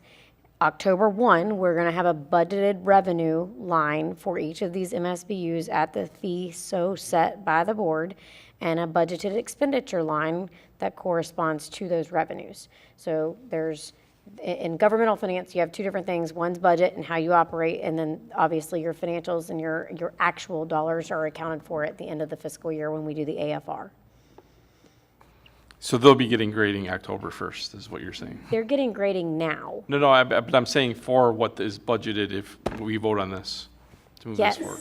Well, they're going to get it. They're going to continue to get it. So this particular MSBU, is it St. John's River's Edge? Yeah, St. John's Harbor. St. John's Harbor.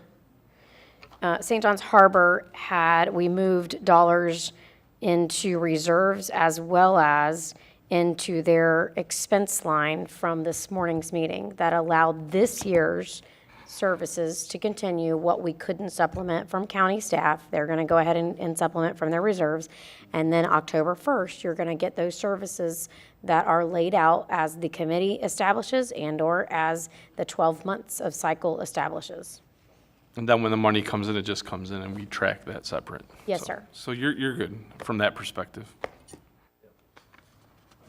Okay, Commissioner Rawls?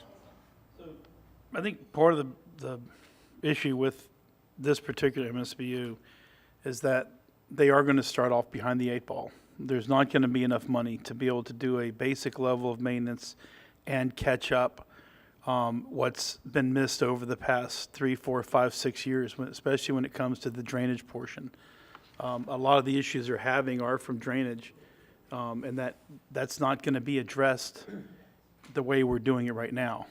So they're going to have to go in and voluntarily say, okay, we don't want to be graded for 2 months at a time, don't mow the grass once or twice this year, and then try to scrape together a little bit of money and then start doing ditch work. And my question is how do we get them to a reset position to where they can be maintained? Because over the years, as the dollars did not increase, their services dropped off. The roads, the ditches, and everything else has gotten bad. And the elephant in the room, as far as they're concerned, is that the drainage into the canal and the fact that the roads are impacting the canal, and now you've created another problem that needs to be cleaned out. So how does that get talked about? Again, that will require collaboration with the committee and the level of services they're anticipating using, and if there will be a contingency fund available.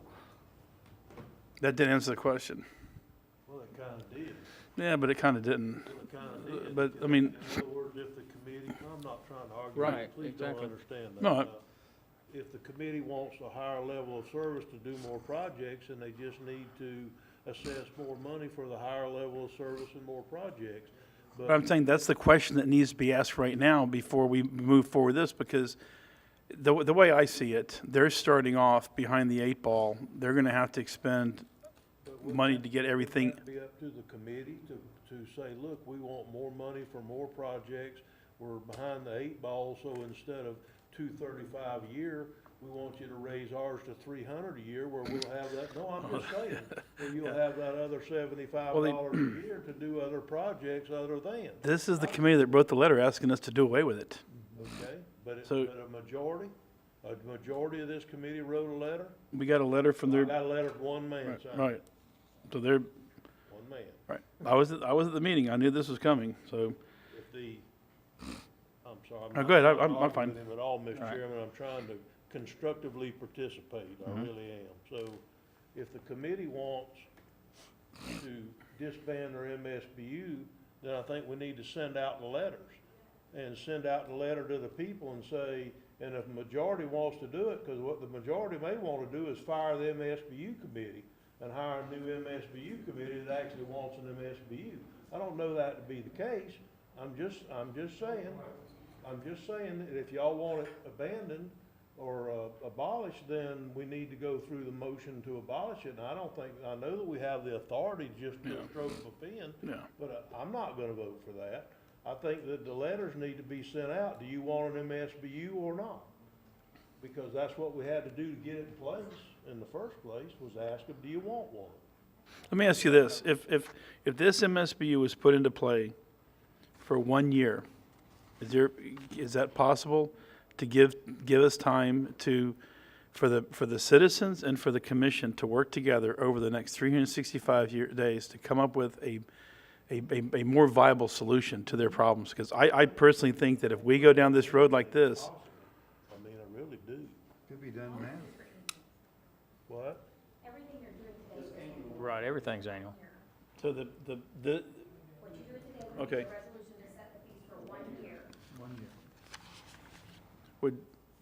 Can somebody from the MSBU come up and answer a question? Or Mr. Gentry? Mr. Gentry, are you on the MSBU? Yeah. Okay, will you please come Would- forward. Would that help, you think? If it took the next year and every time the MSBU met, we were engaged with the county to be able to work towards a permanent solution, whether it's paving, grading, to get all the problems solved out there once and for all. Well, based on the letters that have gone out, no, because the letters don't tell anybody what's going on. Nobody comes to the meetings when they know about the meetings, so they don't know what's going on. You talk about the committees having the authority. Well, we don't have any authority. Well, all we have the authority to do is call Nilda and say, our roads need to be graded, and she gets it scheduled with a contractor that you guys sign contracts with. We didn't get to sign the contracts. We don't even get to go out and talk to the guy without getting yelled at, saying, hey, this is what needs to be done on this road. We're not supposed to talk to him. So we have no authority. So by putting the blame on the is there misconception on their MSBU part? boards is totally wrong. Right. That's not right. Ma'am? No.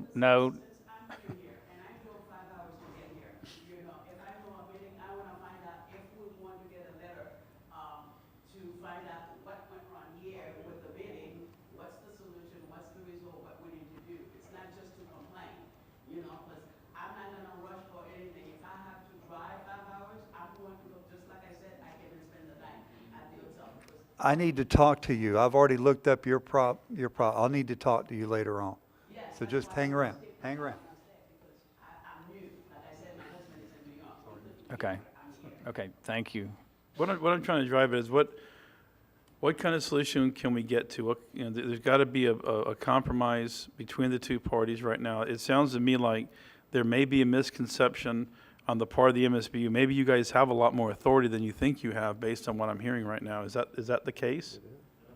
They do. And then how do we convey that power to them and let them know they have it? Have to be communication, I guess, Mike. We'd have to. Yes, that's what the meetings are Sounds for, is like the staff to needs meet to and be- to address the concerns and to perform the work that's desired by the committee with the funds that are available. You're going to generate the better part of $60,000 a year. Is that correct, Mike? $106,000. $106,000. I got it written right in front of me. You can spend that $106,000 over the next 12 months, starting October 1st. Correct me if I'm wrong, Mike, but the way they want, correct? Yes. So if the focus is cleaning out the ditches, getting rid of the trees, getting everything reprofiled and all that, that's up to y'all. Okay. Is that helpful? Well, we know what we can tell the county, Nelda, I'm using her name because that's who we contact, that we are ready for the ditches to be done, we're ready for our roads to be graded, we need lime rock delivered, you know, we know all those things. But in the past, we've only been doing, what, 16,000, now it's going up to 106,000 a year. And so 16 didn't go far. So it was very limited on what we could do, especially each year that I've been out there. The cost has gone up a little bit, but now all of a sudden it's just drastically gone up. And that's the dilemma we're in. If we're that close to being able to just pave the roads, that's what we'd prefer to have done. So what would But then again, it goes out, either you guys make the decision to do it, or you're asking us to, or asking that a letter go out, but then the letters that come back with responses given based on no information. So how do you expect 400 and some lots to be responding to what they don't know the cost is going to be? And again, most of the people that are speaking right now actually live there. The ones that respond, no, I don't want to pave the roads, they've probably never even seen their lot in 10 or 15 or 20 years. So those are some of the responses you get, because all they know is, no, I don't want to pay any more in taxes. But they don't know how bad the roads are, they don't know how bad the ditches are, and so forth. So we're fixing on this road where you're going to collect 106,000 a year. Is it possible to form a letter that advises everybody you're going to be paying $238 a year? If you would like, we can pave the road with this $238 a year, and over the next 20 years assess this. Huh? I don't know how you can do that. I don't know how you could put yourself, because the county can't pave it for $238 a year, they'd already have done it. No, what I'm saying is if we set up a paving MSBU, when I asked last time, I said that amortization could be set up for 15 to 20 years. The answer was yes. So if we set it for 20 years and we notify the constituents that here's your options. Right now it's $238 per lot. You get graded, or we can go $238 per year for the next 20 years, and we're going to pave you. Those But are false numbers. Because 22 million divided by 15 doesn't come up to 20 Yeah. 20 years. 22 million over 20 years. It gets there. Come up. Yeah, it's not 22 million, it's 2 million. Yeah, Is what the paving cost would be. I think that's part of what the frustration has been, is that when the last letter went out, they were under the impression that there would be an option, paving versus grading, but the option didn't hit. It was just, and there was no dollar signs, right? It was just a blank letter, Roads basically. paved or do you not? That was it. Right. Wasn't even a new dollar amount put into what the increase was going to be. Right. Because they can't give you that dollar amount. The attorney already told us that it's just an estimate. And if we put an estimate out there, then there's going to be people that try to hold us to that. So until it goes out to bid, how could we possibly, I mean, I'm in between the two, Mr. Turner and Mr. Rawls. I get what Mr. Turner's saying. If you want to dissolve the MSBU, you got to get the votes to dissolve the MSBU. I agree. I couldn't say I wouldn't vote for dissolving it because 8 of you are here. There's 400 people that need to be represented as well. There's 400 lots. And there's about 8. And everyone has the same rights to those roads, whether they're there or not, whether they live in the state or not. They do. They've been paying the same amount you guys have been paying for all the time that they own the property. I mean, that just makes sense. They pay the same exact amount. We don't charge them less because they never come here and never use the road. I mean, you got to keep that in mind too. I do agree. I think there is probably a path to figure out how to pave part of your MSBU. But I think that needs to be worked out by you guys with your community. I don't see how we could possibly say it's going to be $2.3 million when we don't know what's going to happen with oil prices. We don't know what's going to happen with any costs going into building the road to give you an estimate day one before we're 2 years out probably from when the paving would actually happen. And I don't think our procurement allows us to do that. But Well, how are you doing the dirt paves now? When We are you- put it, we when put are them out you- to bid, and if they came in too high, we wouldn't be able to do all the ones we do. We would have to pull something off. But you have a budget that you're gonna do so many roads under that budget, and then you get the cost for that. That's not how we do it. We put it out for procurement, and then we fund it from the dirt to pave money. And if there's more, I think I heard what you said, if I may just interject, Mr. Chairman, quickly. I think what the confusion here between the two of y'all is, if we have $10 million, which we very seldom do to pave roads with, and the budget, the bids come in at $12 million, we cut roads off the list until we get back within budget. Right. Because we can't spend more than what we have. So Well, that's the same way it would work with y'all. One of the things that came up probably last year during one of these meetings was the roads need to have a grade given to them in order to put them into road to pave, or dirt to pave. Pave. And our roads have been scored, and we have several of them, I think 2 or 3 of them, that are 30, which in my understanding means it should be available and ready to be put on their dirt to pave list. So there's that thought too. Mr. Harvey? Then we'll move Thank you, on. Mr. Chairman. Real quick, 391 lots in your area, 239 people residing outside of Putnam County.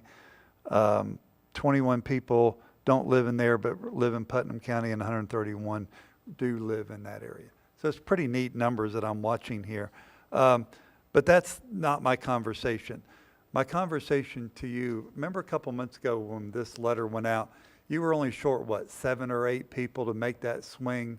Did you ever get the Maybe public? 14. I asked you did you ever go to Public Works and get the records of who they were? No. Because that could possibly change. That's only 7 people changing their mind when you got 14 out. So it's not like it's a big Don't we lift. have to have them at a meeting that you just said in order to get them to change their Well, mind? I would do something. I would say, hey, I got 7 more people here that can switch that number around. I think that's a good start. You're also on the right track that, there's a pathway to success here, and there's ways we can get this done. Mike, I got a question for you.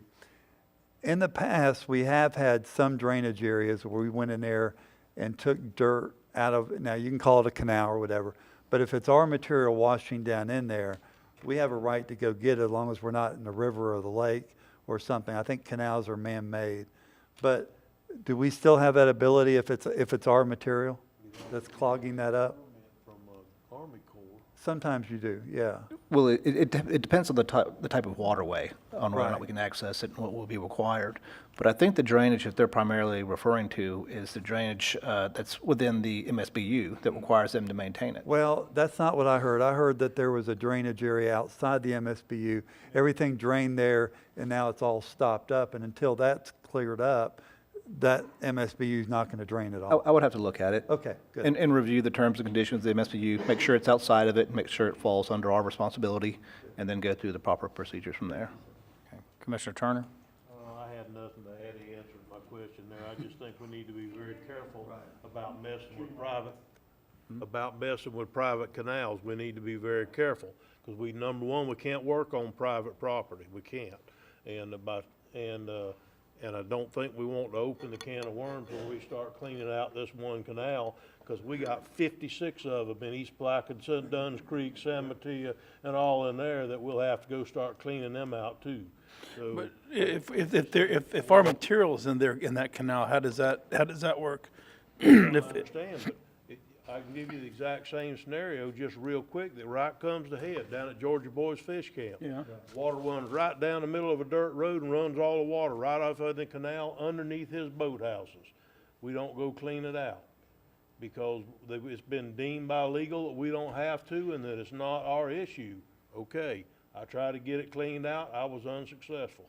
So, same exact scenario, only it's the county's road, the county's dirt road, and the water runs right down and washes the dirt into the canal underneath the man's Are we boathouse. allowed to do that? Huh? Are we allowed to deposit lime rock Probably and not- sand? Probably not, but I guess the sand deposit police hadn't showed up yet. I don't know. Well, I mean, One other concern regarding ditches, as you know, I sent you the pictures. That Yeah. It wasn't anything the MSBU asked for. It Right. wasn't anything that the county asked for. It wasn't anything that the contractor did. It was a subcontractor for the electric utility that came in, used their giraffe, cut down trees, and then had a landscape company come in, and instead of pulling the branches out of the ditches and running them through their mulcher, they drove a tractor down in there, and that's one of the concerns this other gentleman had, was that they tore up the ditch.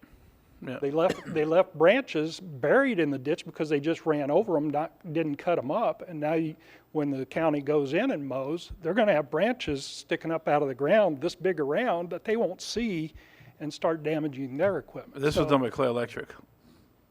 No. Clay Electric hired somebody, and they literally left the tree limbs in the ditch. Then when he sent me a picture of the tractor stuck, and they pushed it down. Everything was pushed in the mud in the ditch. But the problem is the ditch is not a ditch; it's a mud puddle. It doesn't flow. It doesn't convey water, and that's back to my original comment. If the ditch overflows the road and starts to cut the road, then we have to get them to a point where everything is working properly. Will y'all be amenable to paying more money if that's what it took to get to a point in the next year to get everything correct, right, dug out, and There may be a few, but there's going to be a whole lot more complain about more money, especially when you're already getting complaints from 35 to 235. Right. I'm using round numbers, I know. I mean, it sounds like we're probably going to be close, but y'all need a lot of work out there to get everything right. Otherwise, it just seems to me like if you bake a half-baked cake, you don't have a cake. And they need a lot of work to get them back to where everything works properly and then start maintaining it. Right now, I don't know that what you need could be considered maintenance. It needs to be repaired. Commissioner Turner, then I we'll think move that on. one road, Bill knows better than I do what the cost was. We got 100 and some trees, Yeah. growing through the ditch, and the trees are this big around. It's because nothing's been done to them for 15 How much years. did y'all ever get a price on that, Mike, or anybody? The tree removal that's in the ditches, all the trees? I would have to follow up. I'm not aware of it. Okay, he'll follow on that. We need to keep Okay. moving forward, guys. Commissioner Turner, you had a comment? I think they need to, we just established that they went from $16,000 to $106,000 a year, so hopefully they can fix some of these ills in there. Money is gonna help some, so, and then if it turns out, Tony, I don't know what to do for you. Every time you come in here, I do my very best. I mean, to making the motion, that we went in and started doing the work in the MSBU when you ran out of money. I don't know what else to do for you other than if you need more money to make this happen, I don't know what to do for you, Tony. I don't know what you're asking of me today, and other than you just being angry with me. Okay, we went to 106, not so we could spend more money, so that we could pay the contractor what he was requesting to get the normal status But quo job done. You get to decide how much of that work is done and what it's spent on. Is that not correct, Mike, or am I missing something? Yes, sir, that's correct. So you get to decide. And we got to decide on the 16,000 too. I understand, but and you ran out of money quickly. But now it's 106. That was this year. Huh? Yeah, that was this year. But the only reason it's at 106 isn't because we needed more money, it's because the contractor required more money. But if you decide to do less services. Yeah. If you decide to do less services, then maybe you could take some of this and fix some of these other issues. Maybe you only need 11 a year. Maybe it's gonna take more to get it done, and maybe you just can't do it at all, and you have to come to the commission at some point and say, look, we got a road in there that's 30. We got a road in there that's 30. Would the commissioner in your district go to bat for you to try to get that one road done under the Better Place Plan money, dirt to pave? Believe me, the commissioner has something to say about it. If you've got two that's 30, or one that's 29 and one that's 30, and one of them has a bunch of traffic and the other one doesn't, the commissioner has something to say about that. Okay. I'm telling you, they try to make out like we don't, but we do. When it comes down to Well, that's all I'm asking is 29 that to the 30 commissioners- on a heavily used road versus a not so much used road. And, Going to where I was just later, which is if we went down that road and we did put some dirt in there, then that would need to trigger you guys going full-blown pave. Jeff, they can't hear you. Oh, I'm sorry. y'all go to full-blown paved at that point. If we're kicking in money, why wouldn't y'all want to go ahead and kick in the rest and go to a full paved MSBU and get off this, the dirt portion of it?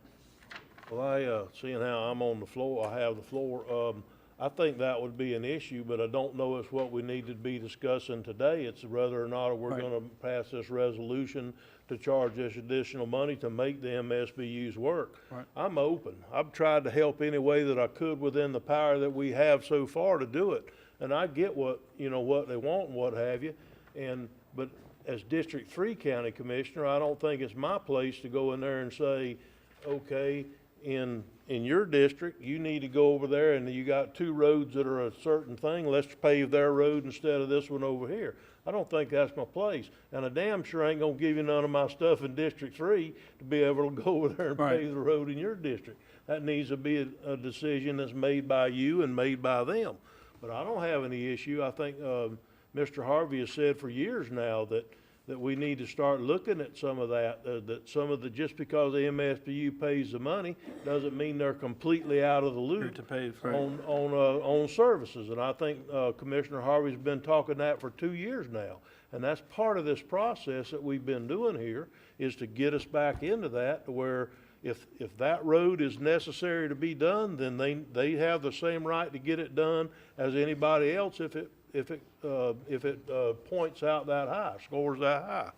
I think at one point, not too long ago, we discussed the possibility of chipping in some money and helping them as well. So the point is if this is only for 365 days, then it gives us time between now and this time next year to come back to the table and see which direction you guys want to take the MSBU in at that point. But we did chip in some money, Jeff. We chipped No, in I mean this towards year paving, to keep chipping it it in. going until Right, to this keep it showed up. No, we talked about maybe us putting up 25% and all that. So, I knew it. I don't know how that makes y'all feel, but it gets us a starting point right now and gives us 12 months to be able to end this conversation next year. Okay.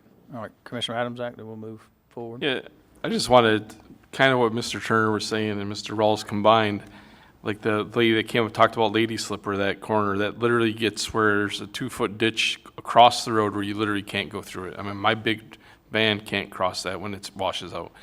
So that's an example of where that road does score high, but I have other roads that scored higher, so it didn't get on this year, my next dirt to pave, but I'm probably gonna put it on the one after that, just because it scores high enough, and it's, now the 2 or 3 roads I had that were worse are done, theoretically, once we get that dirt to pave, then I'll put it on there.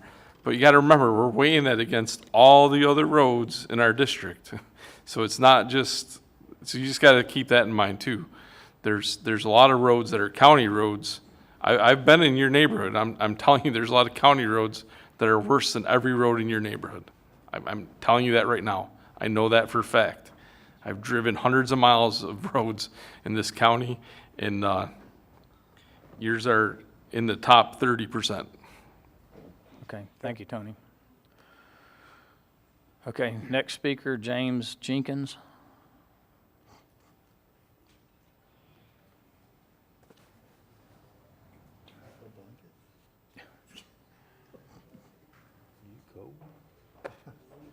Good afternoon, gentlemen. My name is James Jenkins. I live at 241 Union Avenue. And I think my biggest complaint on the roads is the fact that sand trucks, and I understand that we do need sand and we've got big holes that we dig to get the sand for our roads. But on Union Avenue, it's a through road that goes to a lot of homes out there. And there are sand trucks that start at 7:30, and there's 3 of them that run until 4:30. And my road's not the only one that the sand trucks run on. I know there's other holes out there. And sometimes they bring debris back and put them in the holes. So the poor person that is doing the grading, he may do a good job this month, but it's to no avail with all of the sand trucks that pound it, and that's some heavy weight. And I just wonder, you know, how much longer are the sand trucks going to run to ruin some of those roads that you have to work so diligently to keep up? And I know you probably don't have any control over the sand trucks, but it's really bad. And you talk about dust. They pound a lot of dust in my house, a lot of dust. So I just wanted to bring that to your attention. And if there's anything you can do, it would be, you know, greatly appreciated. But, you know, the person that used to do the grading a year or so ago did a really fine job. He probably retired, but with the sand trucks running now, the other guy just can't keep up with it. And that's bottom line. Thank you very much for your time. Okay, thank you. Commissioner Harvey? Mr. Jenkins, he actually passed away. Is that The right? contractor did. And his son-in-law has taken over some of the business, but it's a little bit more than he could do, so he didn't bid on that job. Yeah. So he went. He did. The other gentleman did a He fantastic did. job. And we do have two clay pits out there behind your house. Yeah. In that area, and they are permitted, and they do run. And if there is a problem, all you gotta do is let us know, and they will go out there and grade. They'll fix it. For example, when Florida Gas was bringing their pipeline through that area. Right. They actually went out there, we did some emergency repair, and they paid the MSBU back for that work that was done. So if there's a problem more than normal, let us know. They'll fix it. They already said they would, so. Yeah. Well, they brought sand, dirt to the corner there on Citrus and Yes, sir. And fixed that a little bit because the sugar sand was just terrible. People, you know, got stuck there. My son-in-law got stuck up the road and had to be pulled out. I mean, the sand it gets deep like snow. Do you know you're actually in one of the highest elevations in Putnam County? So the highest is not far from you to the north. Yeah. So your elevations out there go. I know. freak- Yeah. And where's the water going?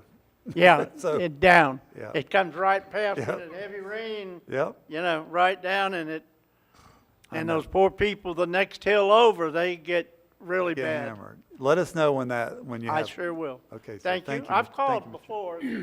Good. Thank you, Mr. Thank you. Okay, thank you. Next speaker, Mr. Bill Thompson. Freezing to death. You're right. More cards.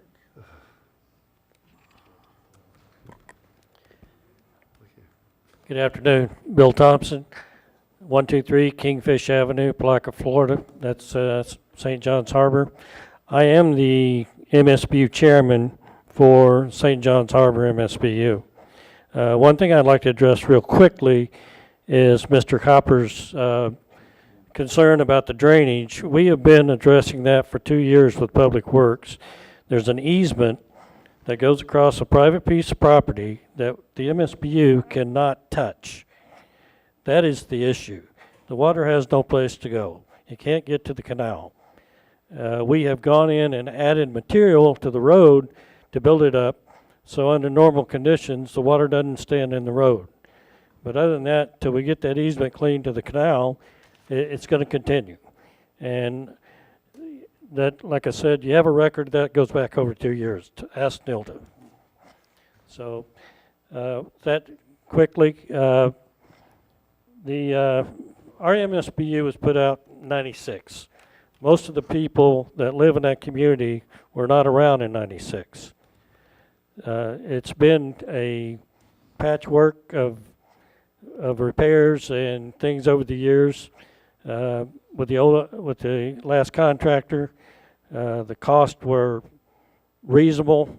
We probably got what we paid for, but in October of last year, the county let a new contract, which the prices went up astronomically. Grading went from $275 a mile to $1,250 a mile. Mowing went from $50 a mile to, I've got it here, but it's $750 a mile. But, you know, the cost of this new contract is just not affordable. I understand we're out at the end of the spectrum. I understand the contractor's got to pay for this equipment, but also understand that the citizens in this MSBU have already paid for a fleet of equipment sitting in Public Works. So why are we buying for a contractor somewhere else? So, you know, it comes a time when the cost and the benefit do not add up. The municipal service benefit should have a benefit to the people that it serves. And with the cost increase of this new contract, I question the cost of that benefit. It needs to be looked at very seriously, and we need to determine, is it time to abolish this MSBU? This board has the power to do that. They don't need the citizens' input to do that. Florida Statute 125.01 tells them they can do that. So, you know, the ball's in your court. You know, if the other thing that needs to be addressed is whether or not, and I'm still confused, is this assessment per parcel or per lot? Because the letters that came out indicated partial. I currently pay an MSBU assessment per lot. Okay, there's a difference. I own 2 parcels, 5 lots. If I'm going to pay an extra $1,000, then I expect a whole lot more service than what I've been getting. You pay 5 assessments now? Yes. So, What's your address, Bill? say again? Give me your address again. Address? Your address. 123 Kingfish. This was part of why I was asking the questions earlier, because when we were at the meeting, it was clear to me that people were paying multiple assessments, but I'm being told you're not. So let me look this up real quick.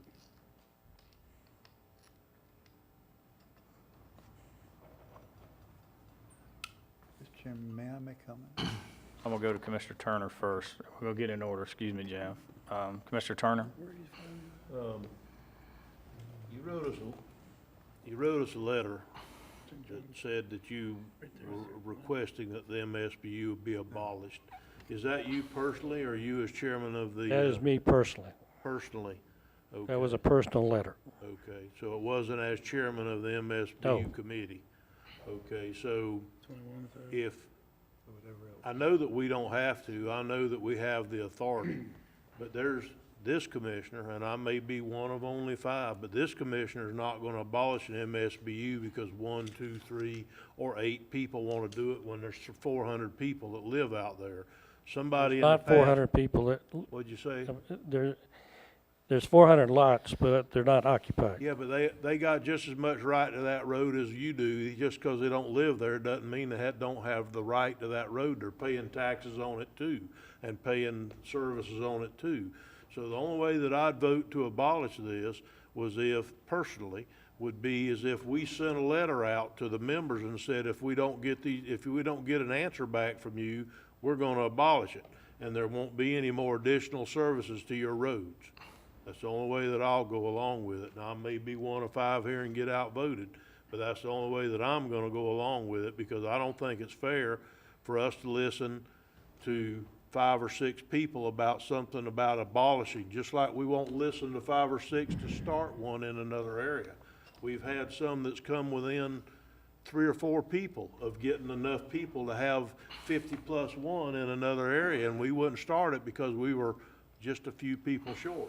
So you got to have some kind of rule, and my personal rule would be we're going to have to ask the people who actually are paying now.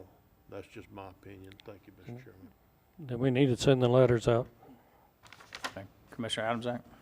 I have no problem sending out the letters. I mean, if that's what your MSBU decides you want us to do, I think we should. We have several members here. You can take a poll right now if you want to get a straw poll. That means nothing, but What does it take for us to send out a I'm willing letter to asking ask to them. abolish the The MSBU? committee needs to do it. As a committee, they need to send us a request to send out a letter to ask, would they abolish the committee?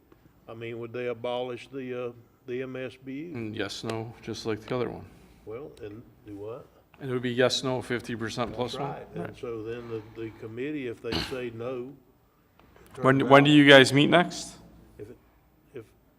If it turns out it's no, then. right now, Right. No. we schedule a meeting monthly to bi-monthly as needed. I mean, maybe pull a meeting together quicker and get that to us. I mean, I agree with Commissioner Turner. If you guys, as a committee, came to quorum and said that you want a letter sent out to abolish the MSBU, I'm for us sending out a letter, and then I'm all for abolishing it if the majority of people want to abolish it. But I don't think your services will be any better under the county than under the MSBU. I just want to make you aware of that. Go drive county roads and just think about it.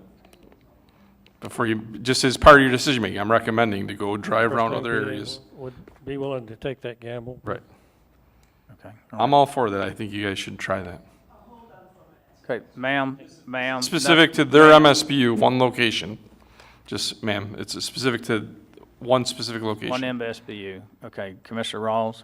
Bill, I'm looking right now. It looks like you are charged for two, you're paying for two fees. You only have one parcel, but you are being charged.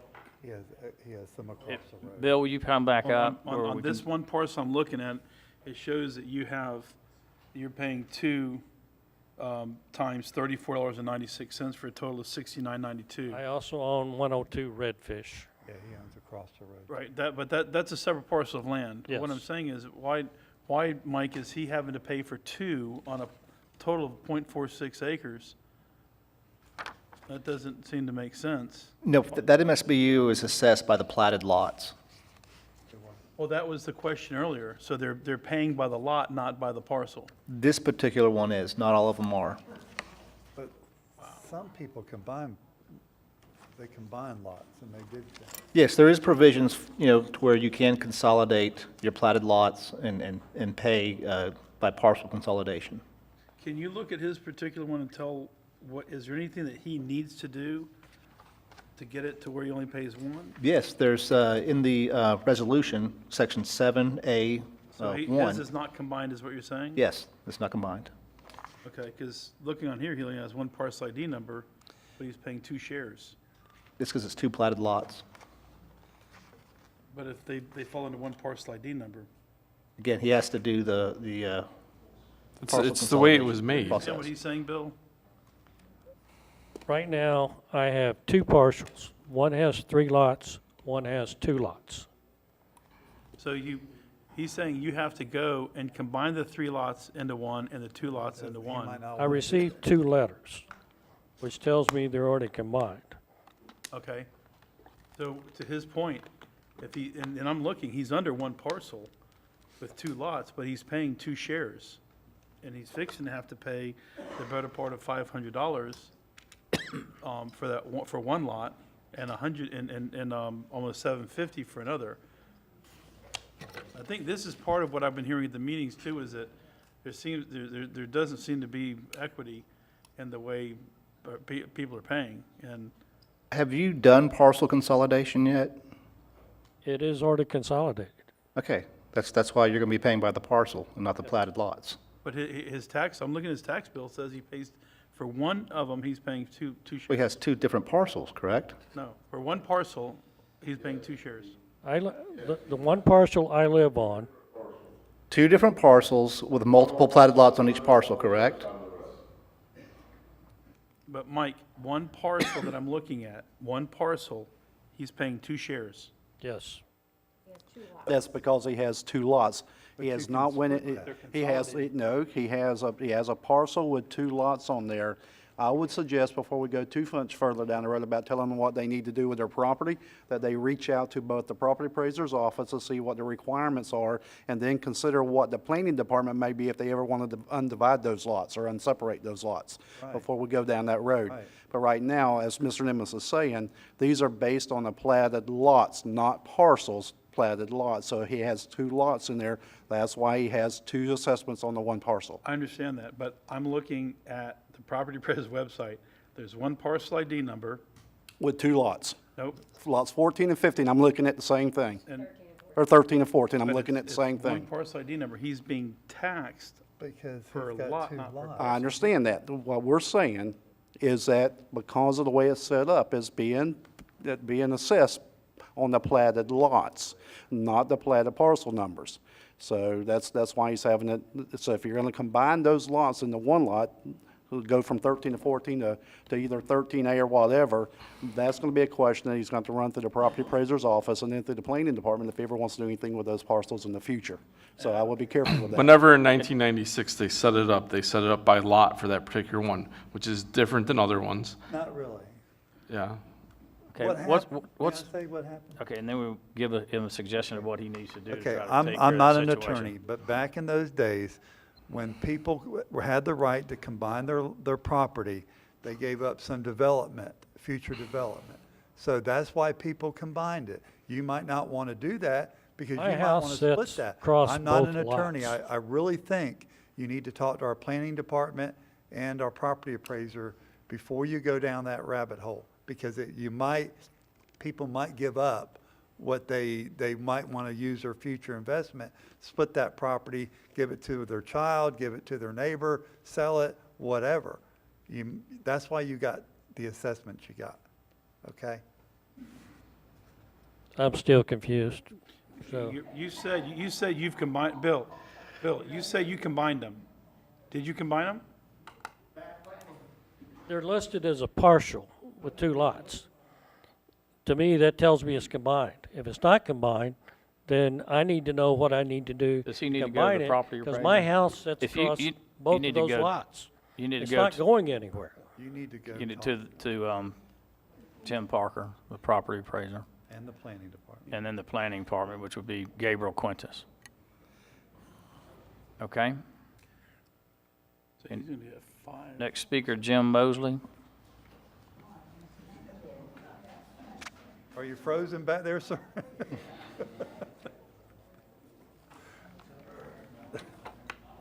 My name is Jim Mosley, 155 Kingfish in the St. John's Harbor, I guess MSB, whatever it is. Could you, today. we can't hear you. My bad. Can you hear me now? Yeah. Okay, well, y'all heard my address and everything. My question is, like I said, y'all said y'all didn't have but so many letters going out, that y'all needed 7 more for the paving or whatever. And from what I've heard, the misinformation, the information that wasn't given to everybody on everything that was going out, I think if everybody had known that, you might have got those 7 different people to come over. And then one other question, if y'all do away with the committee, what happens? It goes back to the county then? And y'all saying the county's not that good, but I got to say, for the last paving or grading we got was from the county, and it's probably the best we've had all year, in my opinion. So, The county doesn't do it monthly. That's the point. You would be in the we rotation. don't get them. We don't really get it monthly, so. But I'm I saying haven't. you would be in the rotation, so whatever that ends up being, and with the more roads we do. Well, it seemed like What's the before it current took rot- about 30 minutes, and I think it Mike, took what's a the couple current of days. this rotation time, for but it was a lot grading on better. average? Like 8 weeks? Yes, for Class 1 roads, right around 6 to 8 weeks. And then if they end up being Class 2, Class 2 we would only grade if you called. Nope, that's not entirely true. It's really up to the supervisor on whether or not it needs it. Basically, if it's passable. Right. So it does change things. Yeah. Well, it was a lot better, so it'd last longer too, so I'm just saying. Right, but we chose to follow what your MSBU was, which was monthly.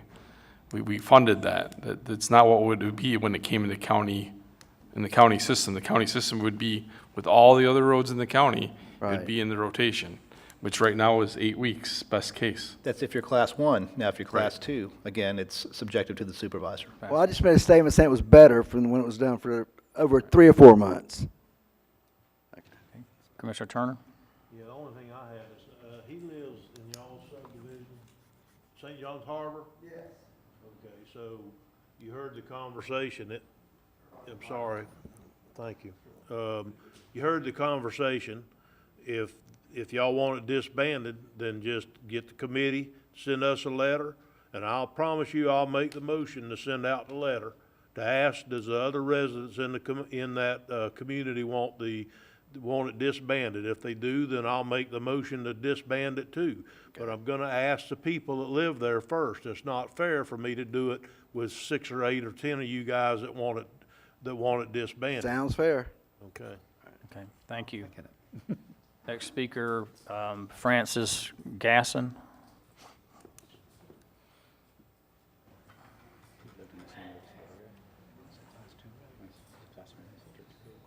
I'm Francis Gasson. I live at 169 Bonita Drive, and that's St. John's Harbor, Unit 3.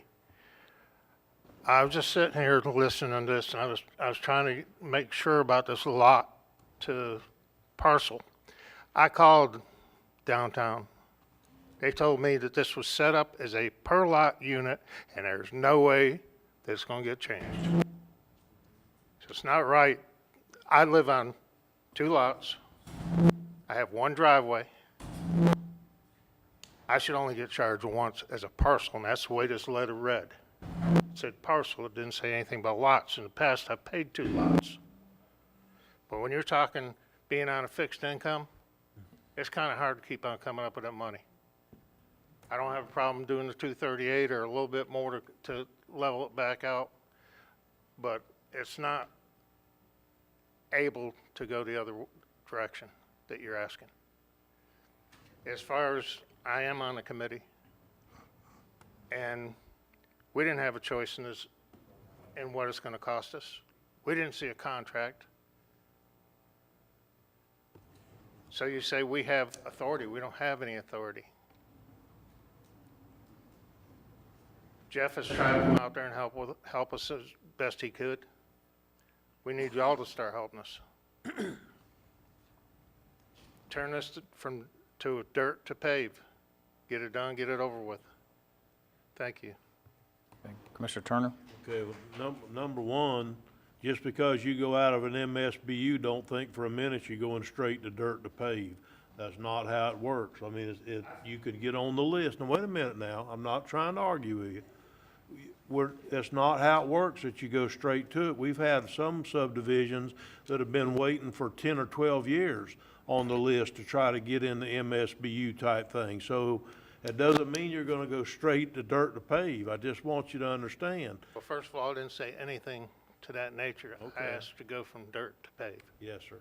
Thank you. Okay, the other thing would be, Mike, is there any way you can look into that? Because I think the man's correct. I think that it needs to be per parcel, and if it actually reads that it's per lot, but they've joined their lots into one parcel, then we need to talk to the property appraiser about that, or somebody, because, and if it says that in the MSBU, we need to join them up, and if we need to charge an extra $1 per lot or per parcel per month in order to let the ones join up that want to, then that's the equitable and fair thing to do, I believe.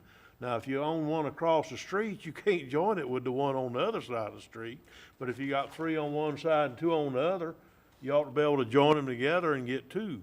But then it would be your decision at that point if you wanted, if that was in your best interest to do that or not. Sometimes you want one of them lots to stay separate because you might not be able to split it off later once you join them up. So that's another thing that's brought into it. But thank you, Mr. Chairman. Commissioner Rawls? So just for clarity, you can have multiple lots under a parcel. I have it. You can be taxed, you're taxed by the square foot when we're talking about ad valorem assessment. So there's no disadvantage to having 3 lots in one parcel. When it comes to this, when you've got one house, one driveway on one parcel of land, even though it's 3 lots, it doesn't seem fair that somebody would pay 3 shares. Or in one case, like I said, this one lady said her son was going to have to pay 7. And that's where things start getting bad. But I really think that what we're looking to agree to here is for 12 months. if y'all can, if y'all could give us 12 months, I think we can get this thing to where it needs to be. I really think paving is gonna be in everybody's best interest. I think it's something that we need to get the hard numbers on, take a look at what the real costs are gonna be over a period of time. But I think, first and foremost, and maybe Bill's right, maybe we dissolve this MSBU to, if nothing else, fix the problem of the parcel versus lot question, if in fact it's spelled out that every single lot will be billed separately.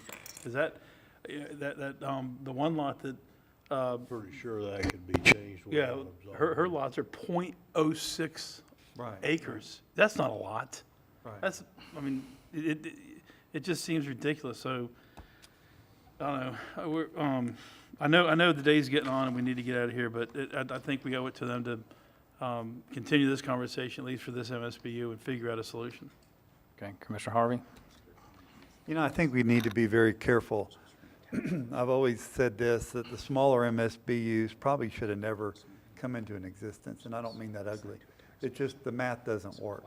And if you start combining lots or cutting those out, then the neighbor down the road's gonna pay more money and you're gonna pay less. And he's got 100 feet of road and you got 200 feet of road.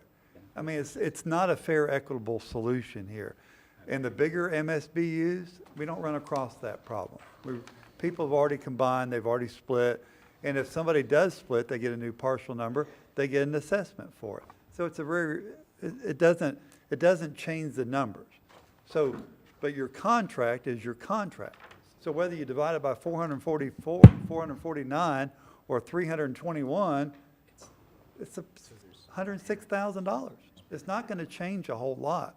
So you're right. We got to start working on trying to find a big solution here, and I think we can find it. So thank you, Mr. Chairman. Okay, next speaker, Ken Freely. You at the bottom?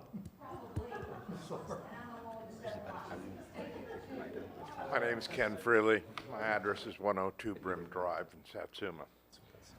I'm in the St. John's, Riverside, that's going up to the 302.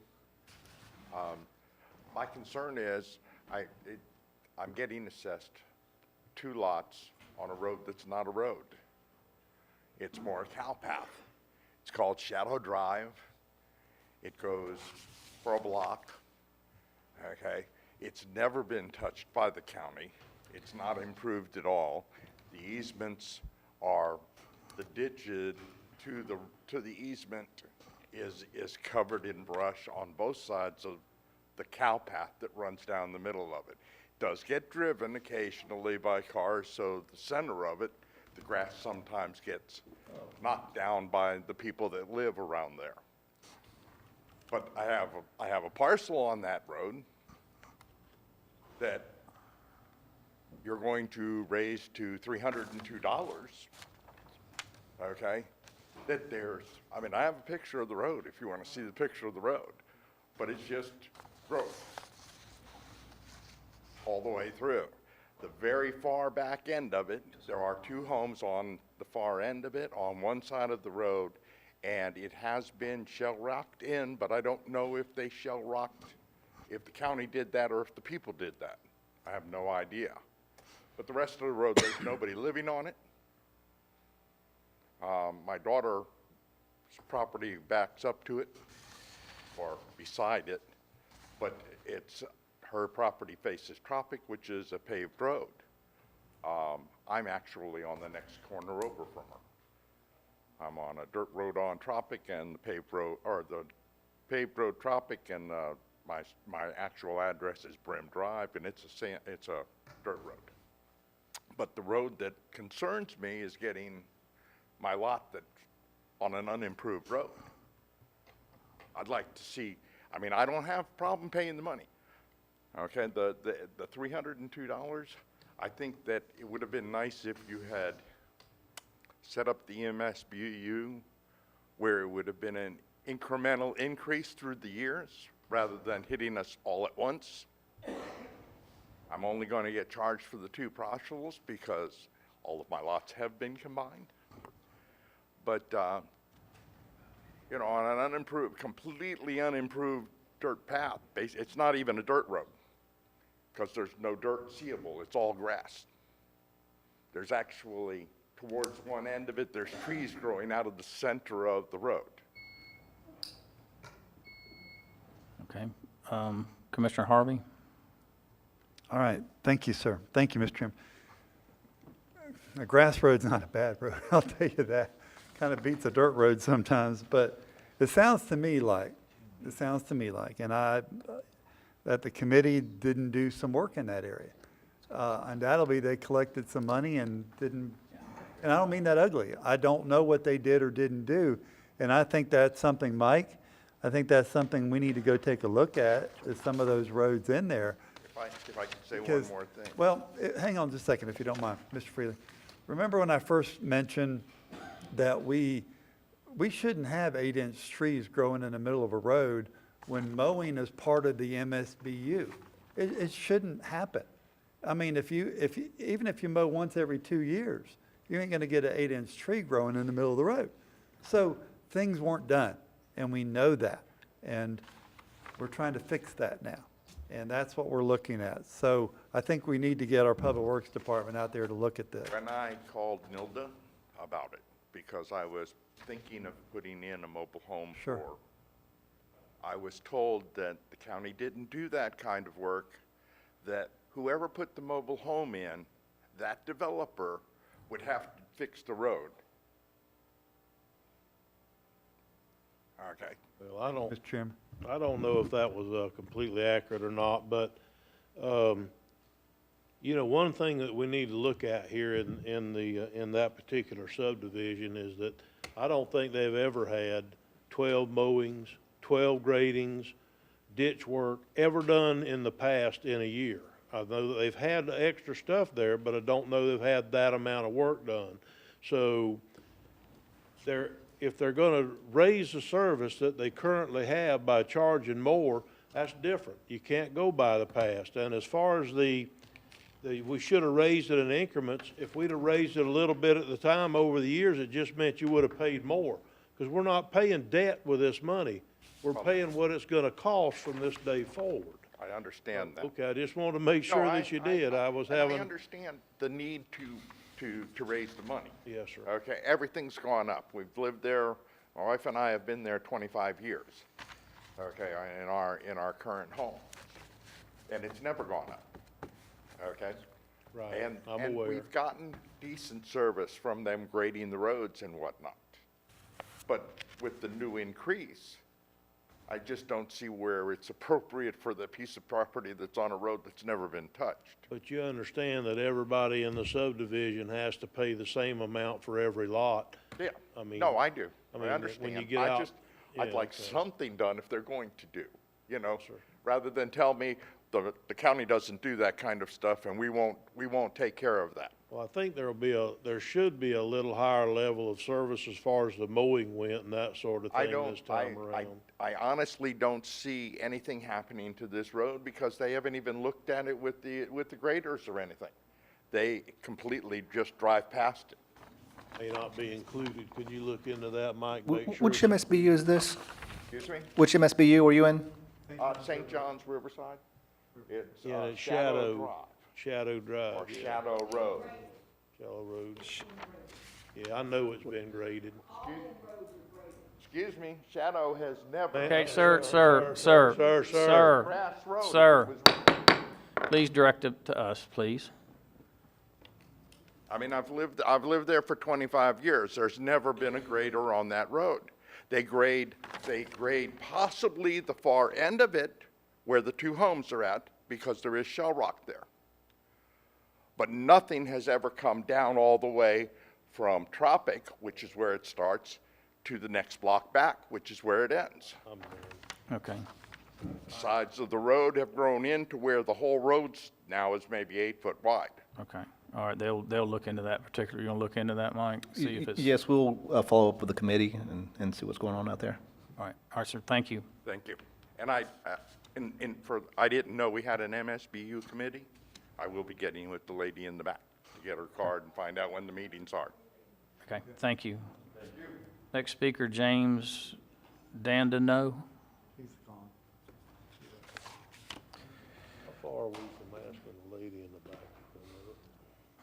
Which lady in the back? White hair, she's. Well, her too, whoever, excuse me, go right ahead. Terry Sorrell. That's how far we were. I'm Terry Searle. I live at 112 Breezeway Avenue, and I'm the chairman of the committee with no committee people. And that's been like that for I don't know how long because they choose not to have a committee. But when somebody calls Nelda, she calls me, I go check the roads, I get back with Nelda, or I get with Steve when he was there, and we get things taken care of. And if the road he was talking about, if it's the one I'm thinking, there's a partial that has not been graded. It's was narrowed and never was graded, and it is grassed over, if it's the one I'm thinking. But all the other ones out there has been graded once a month, and mowing was done as needed. Ditch cleaning was done as needed, and that was put on, work orders have been put in for the ditch cleaning since before our last, before Steve left. He never did it. So now we're starting all over again. And I am not in favor of the increase. And I was a grader operator for Putnam County Road Department for many years. And the grader operator does not grade the road the way I was trained. He pushes the dirt one end to the other and leaves it in the middle, and you can see the hard pan on one side or the other. He leaves berms on the edge of the road where it's a drop-off. That's my complaints. And I'm really wished it wouldn't raise up to $302.88. And I might be like the rest of them and do away, but I can't do it by myself, and if everybody wants to not do it, fine. I have to go along with the people that live out there. But I'm sorry that some of them's been having problems. But, so, okay, that's it. Okay. Thank you. Commissioner, wait a minute, Sorrell don't Ms. run Sorrell. off yet. Commissioner Turner. Would you be interested in trying to get a committee going again in the area now that you've had a couple of different people come to the meeting today? This gentleman right back here that wants to talk to you, he may serve on the committee along with Okay. you, along with Miss Tedder, Yes. who you talked to She's already left. earlier. I'm Yes, calling but her you in the talked to morning. her, yes, so maybe you could form the committee and see if it works that direction. And Okay. but everybody needs to keep in mind that the level of service on these subdivisions that you're getting right now is going to be less, tremendously less, because the county doesn't mow on dirt roads usually. Yeah, we And don't. so- No, and they so don't. what- They don't mow dirt But now roads. with this, but we're going to this year, as part of this money was be to get Oh. 4 passes a year to get mowing done within your subdivision. Previous to now, they haven't done that in yours. That was part of the cost that made yours go up from the $78 a year to the $302 a year, where they could offer a higher level of service. You know, if the people in the group decided that they didn't want that level of service, they only wanted it graded once a year, for instance, or they only wanted leveling blades to go in there every now and then and knock the washboards down, but they wanted it mowed every month. It's not good to grade the roads when they're so dry.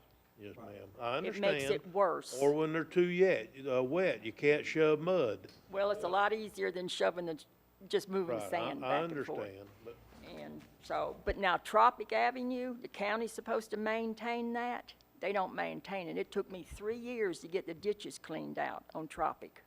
yes, ma'am. Well, like I said, drainage and mowing is part of this deal that they're coming up with. So I understand that's a long way to go from 78 to 302. Yeah. But by the same token, you as a committee, and this gentleman, if he'll join your committee, and Miss Tedder, if she'd join a committee, y'all can come together and decide if you pay it 1 year, our goal is to pay less next year. So that means you go in and you only use the services you think are absolutely necessary, and then you bring it to next year and say, okay, we don't want to pay $300 anymore. we want to try to use a mowing guy with a leveling blade instead of a grader. And the once every 2 to 3 years that you need the ditches pulled, maybe the county could come in and do that once every 2 to 3 years. But then you could have a leveling blade that a mowing, then you're talking about a different contractor, a guy that has lawnmowers and a tractor instead of somebody that has to buy $1 million worth of graders and bulldozers and things to do that work. So you're just talking a whole different ballgame here. It may be that you could do that if you could possibly stand for the 1 year at 300, and then you'd find, So that would be 1 year at that price for hopefully 1 year, and then it drops back down? Well, it could. It could. If you decided as a committee that you wanted less services. In other words, you don't want it mowed 4 times a year, you only want it mowed twice a year. Or you want different levels of service, and they could bid out that level of service for you next year, and then it would come down to what that level of service would cost. What I can't promise you is that it will come down. And the reason that is because if you look at fuel, this stuff that we're talking about right now was bid out in the fall of last year. Yeah. Well, back then, diesel fuel was what, $3 a gallon, and now it's $6 a gallon? I don't know that you're gonna be able to get a lot of these services done next year for what the prices are that we have now. Well, when this started, we were told back, I think it was 99, 98, somewhere, $78 was for life. It was never gonna change. Well, and it could still be for life, but you wouldn't get anything done. We'd go in there and then do nothing, because for the 78, we can't do anything. Yeah. So what you do is you reduce services to match your funds. A lot of the MSBUs have not wanted to reduce their services. They wanted to maintain or up their services. Personally, I would be willing to reduce services to put the service on something else. Well, that's what we need from the committee, if you'd form another committee with members, if the gentleman here would get on, Ms. Tedder, and whoever else you want on there that's interested, bring recommendations from the committee, and we'll see what we can do to help you out as far as, do less services than what we've asked for, or try to use different types of equipment instead of graders, or there's a lot of different options that can be done, but that needs to be generated by your committee if possible. Okay. All right. Thank you. Thank you, Ms. Tedder. Commissioner Rawls? In listening to this, it sounds like the problem is that at certain times you want stuff done, and at certain times you don't. There's different levels of service, different levels of expectation.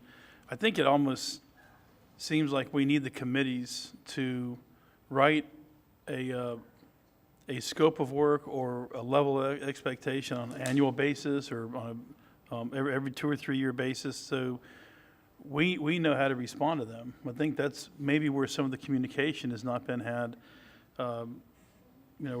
I'm getting an education right now. It's the first time we've ever had this since I've been elected, and probably most of y'all as well. Miss Sorrell, are you fixing to leave? I want to give you my business card before you walk out the door, if I may. I'm sorry, Commissioner. That's all right. I think that's probably the biggest thing that's missing, is that this has been left to staff to deal with over the years, and there's not been a lot of support on both sides. I think we owe it to the citizens to have them in here at least once every 2 or 3 years and discuss what the next 2 or 3 years looks like for their MSBU, so there's no surprises. And Turner's correct. You can, all bets are off. Lime Rock, if you can get aggregate, if you can get equipment out there, and they're listening this morning talking about roads are prime, waiting for pavement to come in September. This is a world we live in. So I think that we need to address the expectations and make sure that we control that, because what looks good on paper today may not be viable a year from now. So I think this whole thing is very fluid, to say the least. Okay. Commissioner Harvey? Thank you, Mr. Chairman. Ms. Sorrell, thank you very much for your service to the MSBU. I know how lonely it is to be the only one in the MSBU. It's not fair, and it's really not fair when you have 9,500 lot owners and you have one person. It's not fair to that person, and people do a good job at it. But now what I said earlier, this exercise has brought everybody out. Nobody can sit there and go, I didn't know a thing about the MSBU. You got a letter, and now you got to respond to it. And now is the time when citizens can start joining up with you, forming their committee. And as Commissioner Turner said, you come back to us and go, we don't want this anymore. We want this. We don't want that. Let's work out a deal. Not every round hole is going to have the round peg that's going to fit in it. We know that. And again, West Putnam, if you graded roads in Putnam County, you know what I'm talking about. It's a mess out there, and it's terrible, but there's solutions here, and one size doesn't fit all. So I want to thank you for all the years of you sitting up late at night, worried about the money, going out and look at the roads. It's not fair for you to have to do that on your own. So thank you. I've graded every area of Foster. We'll get with these people right here. You're hired. They'll buy you a grader right now. Okay, next speaker, Patrick Flanagan. Thank goodness. I have felt bad for you. It's like, it doesn't pay, I'll be late next time. Okay, I'm not Patrick Flanagan. I'm Laura Holland, the mother of Patrick Flanagan, who couldn't get out of work today. Okay. He only has 6 lots. 3 on the road, I misspoke, I'm sorry. 2 behind, and then he bought one on the little road that's not even considered a road. What's he gonna have to pay this on, the fee on?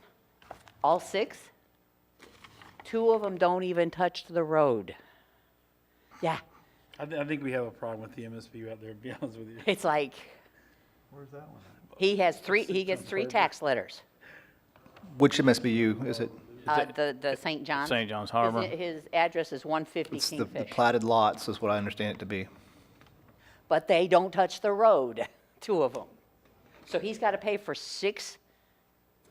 He's got to pay by the platted lot. That's how he's assessed. Okay, what's a plotted lot? This is where I'm getting confused. He gets 3 tax letters to pay. I'd have to look at the plat of the neighborhood development to show you that. Okay, can you look into that and get Yes. Can I get back your with her? information? And you get, I mean, he's a young man who, this is his first piece, the house burnt down right after he finished cleaning all the hoarding stuff out, and he's trying to save up money so he can build, and if he has to pay this, there's no way. okay, can you give And Laura your, nobody mows in front of his house or in front of mine except us. Okay? And no offense, I don't need you to grade my road. From my house all the way out to onto Bowfin, onto Palmetto Bluff, we don't get the bumps. It's the other way that does. okay, So, I mean, that's a heck of a jump, Yeah. and everybody that stands up here and says they're willing to pay the amount, I'm a widow, and that is going to hurt when I have to pay that extra. Okay? yes, ma'am. And I understand everything's got to go up. Believe me, I do. I can't go to dental appointments at the University of Florida because of fuel. And it's a lot. Maybe for some people it isn't, but for me it is. Commissioner Rawls? So, Larry said a while ago, somebody's going to pay more, someone's going to pay less if this Right. adjusts out. So the truth is you're looking at probably an average of $330 instead of $238. And I think that's probably more equitable. So whether somebody has one parcel or 10 parcels, if they have one driveway and one vehicle, they're no more of an impact than the person that has another driveway and a vehicle. That's really what impacts the roads, is the number of vehicles on the roads, not the number of lots you own. So I think we've got to get that straightened out. Yeah, because I mean, sooner than later. it's like 3 of those are already put together as far as I know. I mean, when he bought them, they were. And then the other 2 that don't touch the road are together, and then the one's a separate one. So that's where I'm confused. I'll deal with it. Yes? Okay, well, Commissioner Turner? But that's not the way it works. That's right. The way it works is that everybody that owns a parcel in a place has to participate. If you have 3 parcels that are together, or the 3 lots that are together, I think you can join them and make them into 1 lot or whatever, so there are some ways to go. But if you got 5 separate lots in a subdivision, you've got to participate, or the whole MSBU just went right out the window. Well, Mr. Turner, these all do touch. Okay? Then I think you have the option to go in and join them all up and make them 1 parcel and only have 1 deal, I believe. Can he That's- do this that's before correct. the There- tax bill comes out? Administrator Suggs? I don't know what the time frame is, but that's one of the questions that we probably need to reach out to Mr. Parker's office to get an answer to. I'd hate to give bad advice today, on Mr. Parker's behalf, but we can certainly look into that. You know, he knows he has to pay his fair thing, but can he combine them? Yes, parcel consolidation is an option. Okay, so just contact the property appraiser's Yes, and office? yes, I have a copy of it here as well. But yes, he can contact the Putnam County property appraiser. Okay, We'll walk him through that process. okay. And next time, I'm coming in late. So I'm the first one up here. Thank you for your time. Thank I you. really appreciate it. We only have a few more. We're going to take a 3-minute break and then come back and finish these up.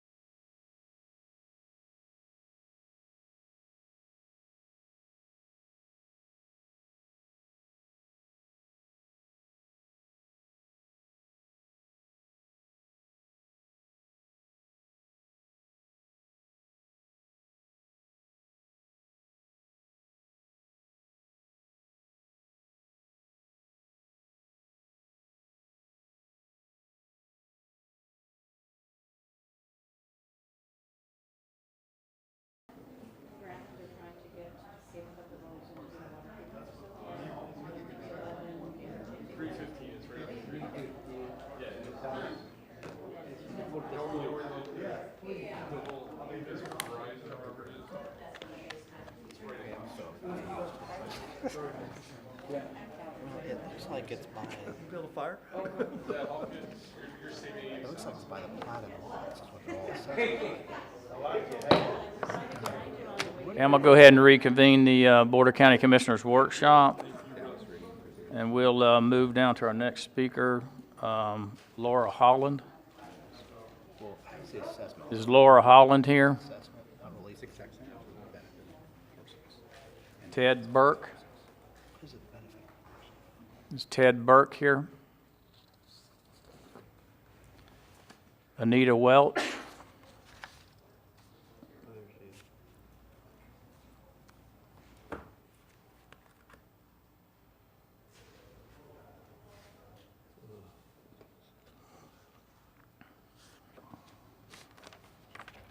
My name's Anita Welch. I live at 108 New York Avenue out in Interlaken. Mr. Harvey is probably recognizing my face. We met last year when I relocated back here after living away for about 10 years. And where I live out on New York Avenue, I am not on an MSBU. But Flamingo Boulevard, which is the road I access my property through, is.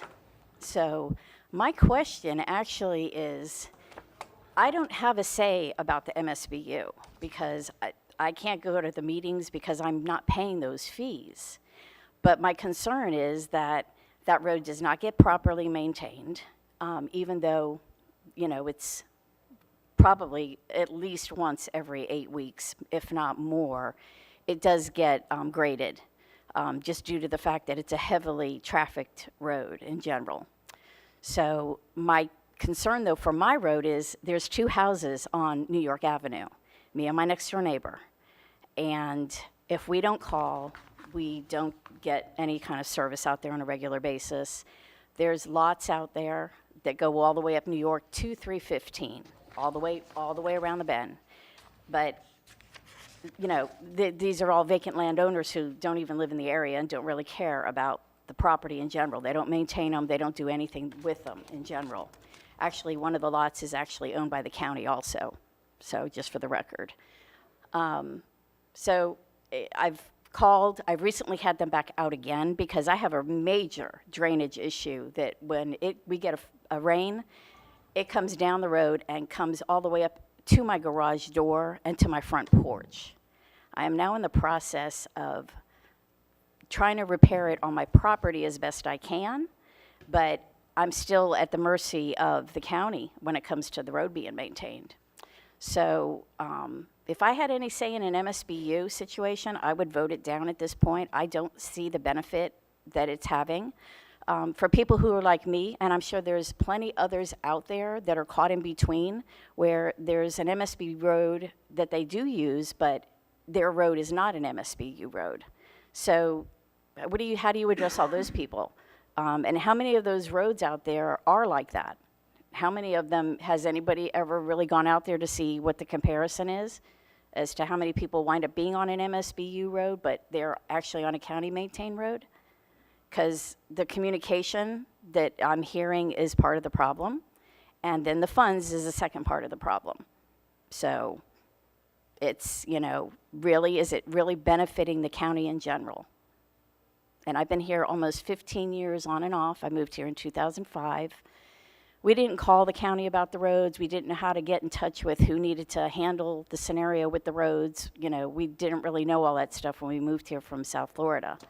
So it's been a learning process. But I've spoke with Larry, and he informed me of a lot of good information on who to get a hold of so that I could start making phone calls. And they've been recently out at my road, and they have put in a ditch that became non-existent on my road somehow. It just disappeared. So they redid a ditch. They put down some more, surface, to hopefully keep the road a little bit better. But I suspect that with heavy rains, that in less than a year, I'm going to be at box 1 again.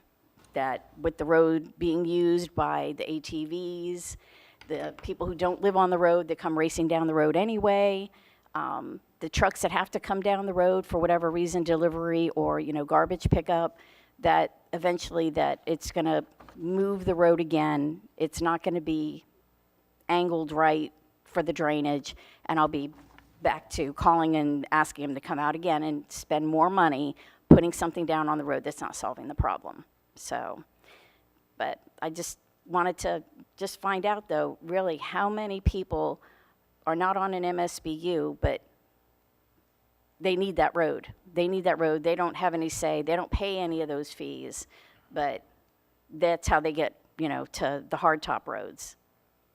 So. Okay, all right, thank you. Commissioner Harvey? Well, you are in the highest spot in Putnam County, and you have a little pond behind the house, and all that water is trying to go down the hill. And it's always been trying to go down the hill, and it's always went down the hill. That is a county road in front of your house. You can't access it from 315. If it was better, it's not better. I know that. I tried to go down it the other day when I was down there. Your point about with the MSBU, you wouldn't vote for an MSBU. I can tell you 38 years ago, 40 years ago, and even as a little boy going out there, you wouldn't have wanted to drive on any of those roads out there. So the MSBU had a purpose. Unfortunately, Florida Gas tore up a lot, not Florida Gas, the pipeline people tore up a lot of that road. We had it fixed 3 or 4 times, charged them for doing that out there. But you saw the mess that was in. It was terrible out there. So there is no good dirt road, and you're trying to go up a hill or down a hill. One or the other is going to happen. And it's just not, we can do a little bit of work, but you can't even hardly grade it. We tried to get a grader out there, and that was a disaster. I mean, it was really bad. So bear with us. Mike's taking notes over here. Mike Nimitz is. So it is a county maintained road. It can come off of 315. That would be your best route if you didn't have to go down the hill so fast, or try to climb up the hill. I can slide through the sugar sand coming down, and I do it. But in one of our vehicles, I can't because it's too low profile. And so that car is not meant to even venture down that road. But I did want to also ask, when is 315 slated to be resurfaced? Well, it's on our 5-year plan, and it's on. You actually saw them out there surveying. They have the stakes along 315. But I don't want to give you false hope. We got a letter the other day. We've got lime rock on roads with tar on them, and we can't get asphalt from the asphalt plants until September, possibly then. So I don't know how. I was in Tampa with DOT not just 2 weeks ago, having that same conversation about rural Florida and Putnam County, and they're wanting to get their roads asphalted. DOT's paying for 315 from 100 to 20, but I don't know where they're going to get the asphalt. So I said, look, we got to come to some agreement here. You can't take all the asphalt for all your project. We need projects too that we've got in the ground right now. So it's going to be the supply chain is stopped on asphalt right now. And so to answer your question, I don't know when 315 will be resurfaced. I'll tell you that point blank. Okay, so. They can't get out there. They can only use like 30 to 40% of the mix to go back into the road. So they still got to buy 60 to 70% of fresh asphalt. Where does the county stand on if me and my neighbor wanted to get together and pay for millings to be dropped on our road? Michael, you can get with Public Works. Okay. Yeah, Because we that's have our permits. next As long option. as it's up to standard, we have permits. That'll do it. Mike Okay. can help you with that. Yep. Okay. Okay, Commissioner Rawls? All right. Thank you very much, gentlemen. Thank you. And ladies. Okay. Okay, all right. Douglas, you want to talk on the MSBU? Okay.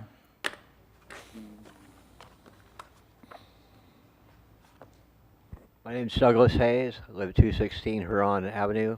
Don't really have a dog in the fight, but I have been watching, and it seems to me the biggest complaint is what they've been spending, they're not getting a return, the maintenance. The second thing is that the drainage aspect, there's 2 topics. You've got the maintenance and then these ditches that have become overwhelmed or whatever. You just got an appropriations in regards to addressing some of the main drainage issues. Is there a way to filter some of that money to that problem The other possibility is to look for grants to address that, because I have noticed as I've been grant hunting that there's, both at federal and state level, there's a lot of funding available for roadway and drainage and that kind of thing. So maybe there'd be a grant available before you start imposing such an increase. And the other part where I'm at a loss is that the folks are contracted for service, but then you subcontract that out? Is that how that is working? When they're paying the extra MSBU, is that to pay the county to do additional they're service, or you subcontractors. farm that out to somebody? Private contractors. Okay. That's probably why the cost increase. Thank you. Okay, thank you, Douglas. Moral of the story is approach the grant idea and your appropriation money. Okay, thank you, Douglas. Okay, any more public comment? Okay, we're going to close the public comment portion. And commissioners? Start with Commissioner deliberation. Commissioner Adamsack? Yeah, I think we do have to consider the wording, at least in that MSBU, as far as potentially getting a repricing based on parcel. Is that, how would we do that? And I guess the attorney's not here today. Would we have to make a motion to change it from lot to parcel? Is that even possible? Is it? Mr. Commissioner, Mr. Chairman, Douglas, if y'all want to have a conversation, y'all go out in the lobby, please. we need to pass the resolutions as put forth today as here, because I believe we're at a timeline now to where we don't have any other issue. We gotta pass this thing so we can get them on the uniform method of collection. If we want to come back and address them, as you folks have said, in the future, that would be the option that I would say that we probably need to follow. I guess I'll say this then as an announcement. It sounds like we have people here that are willing to do that in the next year. We don't have the time to figure that out. We didn't really realize that the lot and parcel thing was that impacting to anyone. I guess locally, some of us might have, but it sounds like something we can remediate potentially in the future and look into. So I'd like to at least look into what we're allowed to do with that after we pass this or do whatever we're going to do here today. Okay, Commissioner Rawls. What if we were to table St. John's Harbor until Friday, call a special meeting either later this week or early next week to get some clarity before we move this thing forward?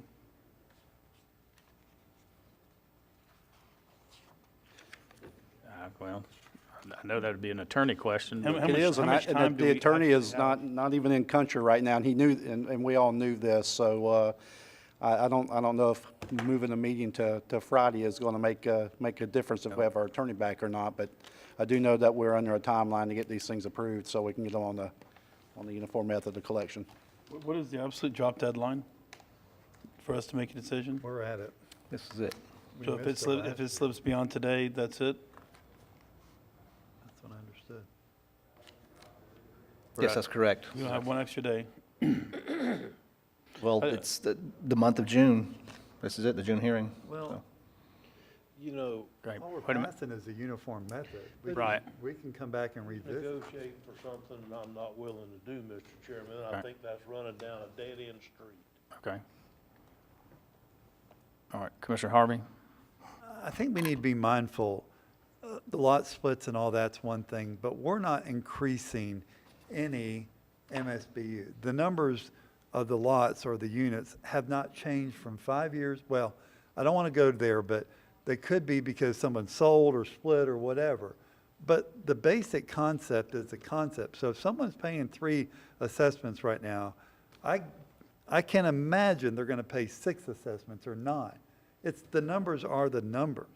So all we're passing is a uniform method of collection to get these things back on track to where they need to be. Thank you. Commissioner Turner? Yes, thank you, Mr. Chairman. There's several things. Can y'all hear me with this new microphone they gave me? Several things. Number one is that I think we can move this thing forward today. That doesn't mean we can't continue talking about these different issues. We can talk about I agree with you. We need to talk about that issue. We need to talk about other issues, but just because we move this resolution forward doesn't mean that we can't continue talking about these issues. Nothing to say whatsoever. I think that most all of the issues that are at hand right now, I think this meeting today has been a great exercise in a lot of the people learning, even MSBU committees learning some of the things that they could do. If some of them that aren't as active as y'all are, come forward now, maybe they can come up with some recommendations and say, we don't want this or we don't want that. This is a starting point to get us moving forward. We can go back to giving them some semblance of a level of a service in these subdivisions that we just can't give them today because we don't have the money. So I would like to, Mr. Chairman, I'd like to move that we move this forward, this resolution forward. There's like 7 of them, right? Excuse me? 1, 2, 3, 4, 5, 6, 7, 8, 9, 10. Can you just start reading on them for me, please? Yes, sir. Resolution. 56. You can read them by title only. Yes. Put numbers. Resolution 22-056, a resolution of the Board of County Commissioners of Putnam County, Florida, ordering the continued acquisition of materials and services for the maintenance of unpaved roads and aperture drainage in the Interlochen Lake Estates 2 Municipal Service Benefit Unit, approving an assessment roll for such project, imposing a special assessment, and establishing the lien thereof in regard to the project, confirming with amendments to the Resolution 9775, of which the Board relating to such project, directing the provisions of the maintenance services, and providing an effective date. May I ask, would the board like to do these one at a time or just go ahead and read them and do them all at once? Well, you should probably do them one at a time, but So moved. That one's done. Need a second? I'll get a second. We need I'll a second. Okay, he's made we're going to vote on each one of these, correct? sir. Okay, so we got a proper motion to move forward 22056, correct? Do we have a second? Okay, Commissioner Rawls second it. Okay, any further discussion? Okay, all in favor, indicating saying aye. Aye. Aye, opposed, same sign. Would you like me to read the next one? Yes, sir.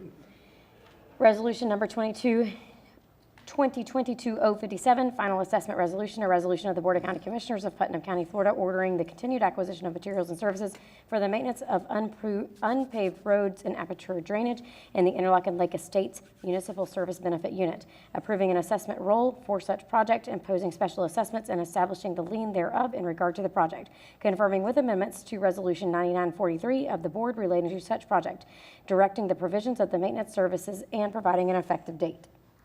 So moved. We got a proper motion by Commissioner Turner and a proper second by Commissioner Adams to approve 22057. Any further discussion? Seeing none, all in favor, kind of saying aye. Aye. Aye, opposed, same sign. Okay, next. Resolution 2022-055, final assessment resolution, a resolution of the Board of County Commissioners of Putnam County, Florida, ordering the continued acquisition of materials and services for the maintenance of unpaved roads and aperture drainage in the Interlochen Boulevard Municipal Service Benefit Unit, approving an assessment roll for such project, imposing special assessments, and establishing the lien thereof in regard to the project, confirming with amendments Resolution 2001-16 of the Board relating to such project, directing the provisions of the maintenance services, and providing an effective date. Second. Okay, proper motion by Commissioner Turner, proper second by Commissioner Adams. Any further discussion? Okay, seeing none, all in favor, okay, saying aye. Aye. Aye. Opposed, same sign. Resolution number 2022-054, final assessment resolution, a resolution of the Board of County Commissioners of Putnam County, Florida, ordering the continued acquisition of materials and services for the maintenance of unpaved roads and aperture drainage in the Interlochen Lake Estates 19 Municipal Service Benefit Unit, approving an assessment roll for such project, imposing special assessments, and establishing the lien thereof in regard to the project, confirming with amendments Resolution 99-44 of the Board relating to such project, directing the provisions of the maintenance services, and providing an effective date. Move approval. Second. Proper motion by Commissioner Turner, proper second by Commissioner Adams. Any further discussion? Okay, seeing none, all in favor, kind of saying aye. Aye. Opposed, same sign. Resolution 2022-058, final assessment resolution, a resolution of the Board of County Commissioners of Putnam County, Florida, ordering the continued acquisition of materials and services for the maintenance of unpaved roads and aperture drainage in the Lakeside Oaks MSBU Municipal Service Benefit Unit, approving an assessment roll for such project, imposing special assessments and establishing the lien thereof in regard to the project, confirming the amendments to Resolution 97-90 of the Board relating to such project, directing the provisions of the maintenance services, and providing an effective date. Move approval. Second. A proper motion by Commissioner Turner, proper second by Commissioner Adamsack. Any further discussion? Okay, seeing none, all in favor, okay, saying aye. Aye. Opposed, same sign. Motion passes. Resolution number 2022-059, final assessment resolution, a resolution of the Board of County Commissioners of Putnam County, Florida, ordering the continued acquisition of materials and services for the maintenance of unpaved roads and aperture drainage in the Moores Trail Buppy Lane Municipal Service Benefit Unit, approving an assessment roll for such project, imposing special assessment and establishing the lien thereof in regard to the project, confirming with amendments Resolution number 9858 of the Board relating to such project, directing the provisions of the maintenance services, and providing an effective date. So moved. Proper motion by Commissioner Adamsack, proper second by Commissioner Turner. I do have one question on this one. Commissioner Adamsack. For Moore's Trail, because they do plan to put out a letter to go to do a paving MSBU, if they did get it approved, would that, well, I guess it wouldn't happen in this fiscal year probably anyway. Right. But, so I guess that doesn't matter. But let's say it did happen in the middle of a fiscal year, would that money then shift to the paving MSBU? Anything that was in their pot?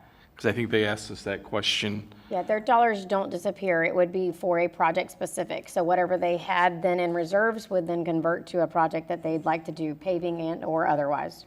Thank you. Yes, sir. And that would apply to anyone that would do that? Yes, sir. Thank you. Okay, proper motion, proper second. Any further discussion? Okay, seeing none, all in favor, okay, saying aye. Aye. Opposed, same sign.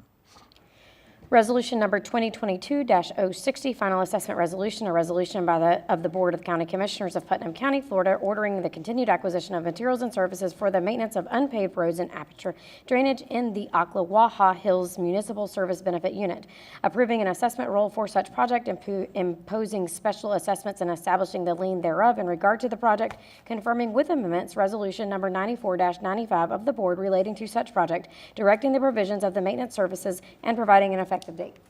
So moved. Proper motion by Commissioner Adamsack, proper second by Commissioner Turner. Any further discussion? Okay, seeing none, all in favor indicate saying aye. Aye. Opposed, same sign. We're gonna set a record today. Resolution number 22-061, final assessment resolution, a resolution of the Board of County Commissioners of Putnam County, Florida, ordering the continued acquisition of materials and services for the maintenance of unpaved roads and aperture drainage in the St. Johns Harbor Unit 3 MSBU Municipal Service Benefit Unit, approving an assessment roll for such project, imposing special assessments and establishing the lien thereof in regard to the project, confirming with amendments Resolution 96-89 of the Board relating to such project, directing the provisions of the maintenance services, and providing an effective date. Move approval. You got a proper motion by Commissioner Turner. Second. We have a second by Commissioner Adamsack. I got a question. Okay, Commissioner Rawls. All right, so if we pass this in this form, are you saying that there's an opportunity to come back between now and next year when the contract is up? And because we're fixing to send this out to the property appraiser to notify Not the folks. rates, only the resolution. So what I'm saying as far as the way we collect it per parcel, per lot question. That is being established today as it is written. So is it? It will be by lot for that particular MSBU as we've Nothing discussed. that says we can't address this, though, at anywhere along the way. I mean, I know that we need to send this forward to have this done, and then get in line and get it on the tax roll and get all that stuff done, but there's nothing that says we can't have a meeting somewhere that says, okay, we're gonna assess this by parcel instead of by lot. It may drop the amount of money they have in their MSBU down if there's less people paying it, but I'm just saying that there's nothing that says we can't address it again. But will it be addressed in the tax year 22-23, or will it be addressed in 23-24? I couldn't tell you that, sir. 24. I don't, I think I understand our back is up against the wall from a timeline perspective, but there's a lot of money, and in some people's cases where they're looking at paying 4 or 5 or 6 shares at $240 a pop. You know, it doesn't make sense to me that we can't do anything right now to modify the resolution if need be, to say per parcel versus per lot. Can we, gonna modify the motion to say that? I don't believe you can. Yeah, And, and Mr. Chairman, nothing has changed from year to year on how we do this. So whatever the resolution that was passed last year compared to the resolution passed this year is the same. It's only thing changing is the numbers that are associated with each one. We haven't changed anything else in the language. so if But they to date, paid to- I two think- assessments last year, they would pay 2 assessments this year. In It just would be a theory, higher yes, sir. assessment. They wouldn't Last pay year, they were 3, 4, paying 5. $60 for 2 assessment. This year, they're paying almost $500 for 2 assessment. But it's still the same amount of parcels that were associated with the I totally resolution. get it, but we're having 2 completely different conversations. So I'd like to stay on the one that says we're looking at equity here. So for clarity, we cannot modify this resolution from the dais right now and the way that the taxes are collected within the MSBU? Or the I do not assessment? believe you may. I believe it, I would argue, I would think that the folks that have, three votes to do that it. are, that are paying multiples, this is part of their heartburn with this. Sir, Chairman, I believe that within the provision of each one of these MSBU's, there is an opportunity for relief for a citizen who may have multiple lots. They may seek that. My understanding in briefly reading, and I am not your legal counsel, but in briefly reading the resolutions, is that I believe they may seek that relief up into December 31st. So if you have a unique citizen who has multiple parcels, they need to contact Public Works and go through the process to determine if they want to attempt to obtain relief by consolidation of lots, not parcels. Okay. Where are you finding this so I can show you? Provisions for relief start in section 7.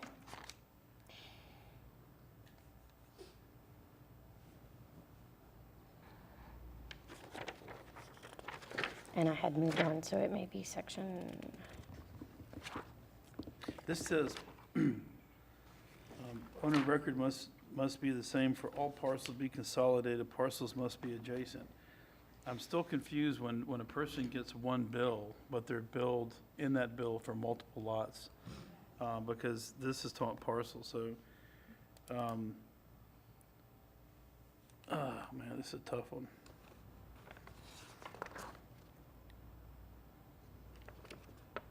All these reading, could you Yep. ask? Commissioner Harvey, while he's All thinking. right, let me clarify. The number of lots aren't changing here.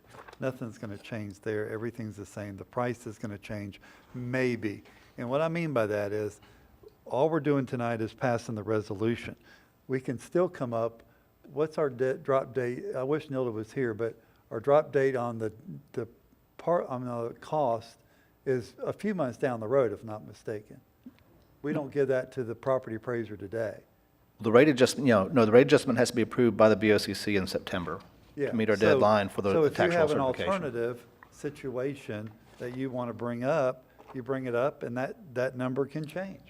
That's a simple process, But right? what I would be proposing would be changing the way we collect the money. Yeah, and I don't That think be done? we can't, I'm going to be honest with you, I don't think we should even go down that road without our attorney here, and I don't think it's going to matter because we're not increasing lots here. It's the same thing. Now, if you want to drop level of service and you want to do all that, then we can change the price on that. That's an easy one. And we don't have to have that done until later on. Thank you. Administrator Suggs. I don't know for sure. Administrator Suggs, you have a comment? That's a question that I would like to have the opportunity to research, just to make sure that we're all on the same page. And we'll get that information and get it back out to all 5 elected officials. Call for question. Thank you. Okay, we got a proper motion and proper second. No further discussion. All in favor, indicate by saying aye. Aye. Aye, pose same sign. Aye. Okay. Commissioner Rawls is dissenting. Okay, next one. Resolution number 2022-062, final assessment resolution, a resolution by the Board of County Commissioners of Putnam County, Florida, ordering the continued acquisition of materials and services for the maintenance of unpaved roads and aperture drainage in the St. Johns River Side Estates River Ridge MSBU Municipal Service Benefit Unit, approving an assessment roll for such project, imposing a special assessment, and establishing the lien thereof in regard to the project, confirming with amendments Resolution 98-74 of the Board relating to such project, directing the provisions of the maintenance services and providing an effective date. So moved. Proper motion by Commissioner Adamsack. Proper second by Commissioner Turner. Any further discussion? Okay. I just want to clarify the same thing on the other one, because I think that lady's going to go back with those other people in her committee and try to have a committee meeting probably before September. So if from that committee meeting, they come back and they say they want less services, the price could potentially change. I think the same applies to the last one we did as well, correct? I don't think that's gonna happen. It may not. I just want to make sure, because there's some people I think that never talked to her before. Before today, I've Yeah. heard from 2 people. Right. Really, I've heard from 2 people. And so on that Gotcha. whole subdivision, Right. three of them came in here today. Hopefully, I've got the 3 of them on the committee.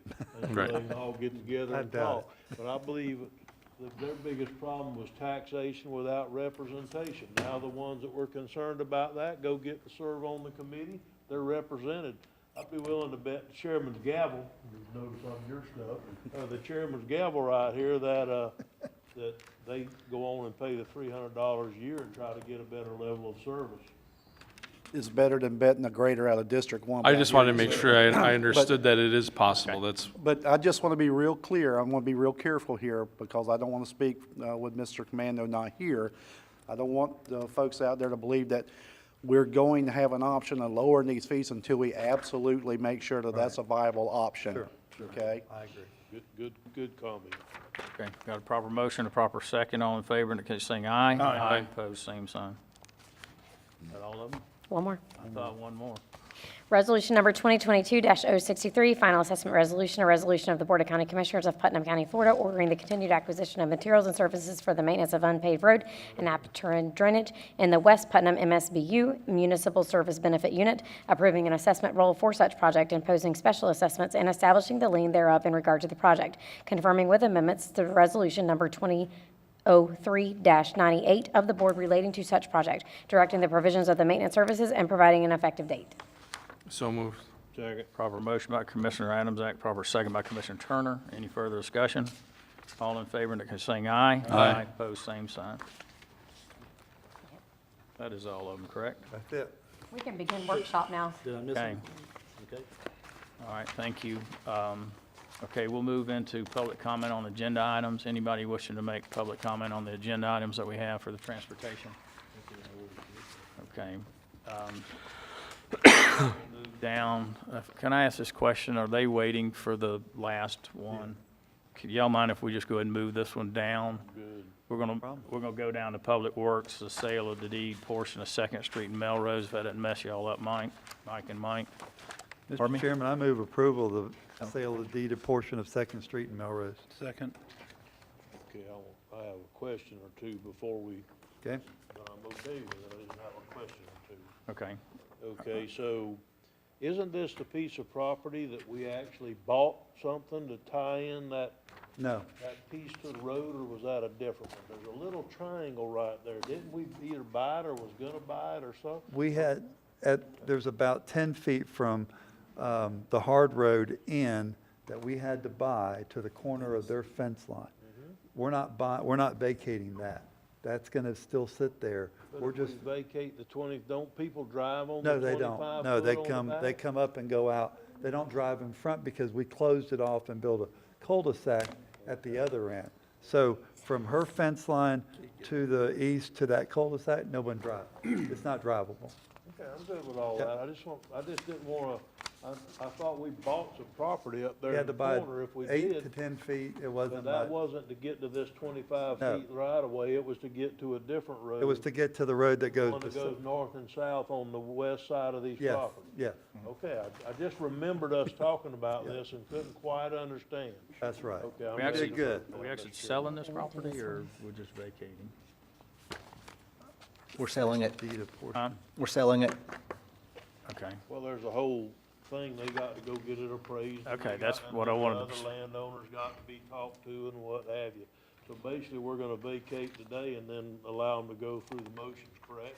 Yeah, pretty much. Okay, is that what the motion is? It is. Okay. That's what's happening. Who's the acting attorney today? I'm looking over this way, I know. Did you say acting attorney? Attorney, yeah. Public Works is recommending the board provide Public Works with the concurrence to move forward with the process to sell the piece of property owned pursuant to Florida Statute 125.35. Yeah. But if I read it in there, it also had a certain way they had to do it, which is they notify the other landowner adjacent, and if both of them wanna buy it, then they got to submit a bid. If only one of Sealed them wanna bid. buy it, they got to submit an I mean, it's not just, here, give me $10. Right. I mean, they got to go through a process. So I believe that what Public Works and legal counsel, I believe our legal counsel reached the agreement, and as it states in here, is that it is the opinion of the Public Works that based upon the above, the portion of Second Street as described in Exhibit A is owned by Putnam County and therefore qualifies to be sold pursuant to Florida Statute 125.35, which provides that the board is authorized to sell the real and personal property if the property is of insufficient size and shape to be issued a permit, or if the value of the property is $15,000 or less, and it is determined that the property is only to use of one or more adjacent property owners. So I believe the statute that they're acting on allows for the sale directly to the adjacent property owner. Call for question. Okay, you got a proper motion, a proper second. All in favor, indicate by saying aye. Aye. Opposed, same sign. Okay. All right, let's go ahead and knock. You had to wait all afternoon for that. Yeah. Yes, it is. Been a long time coming now. Okay, we'll move to item B. We'll just go up the ladder.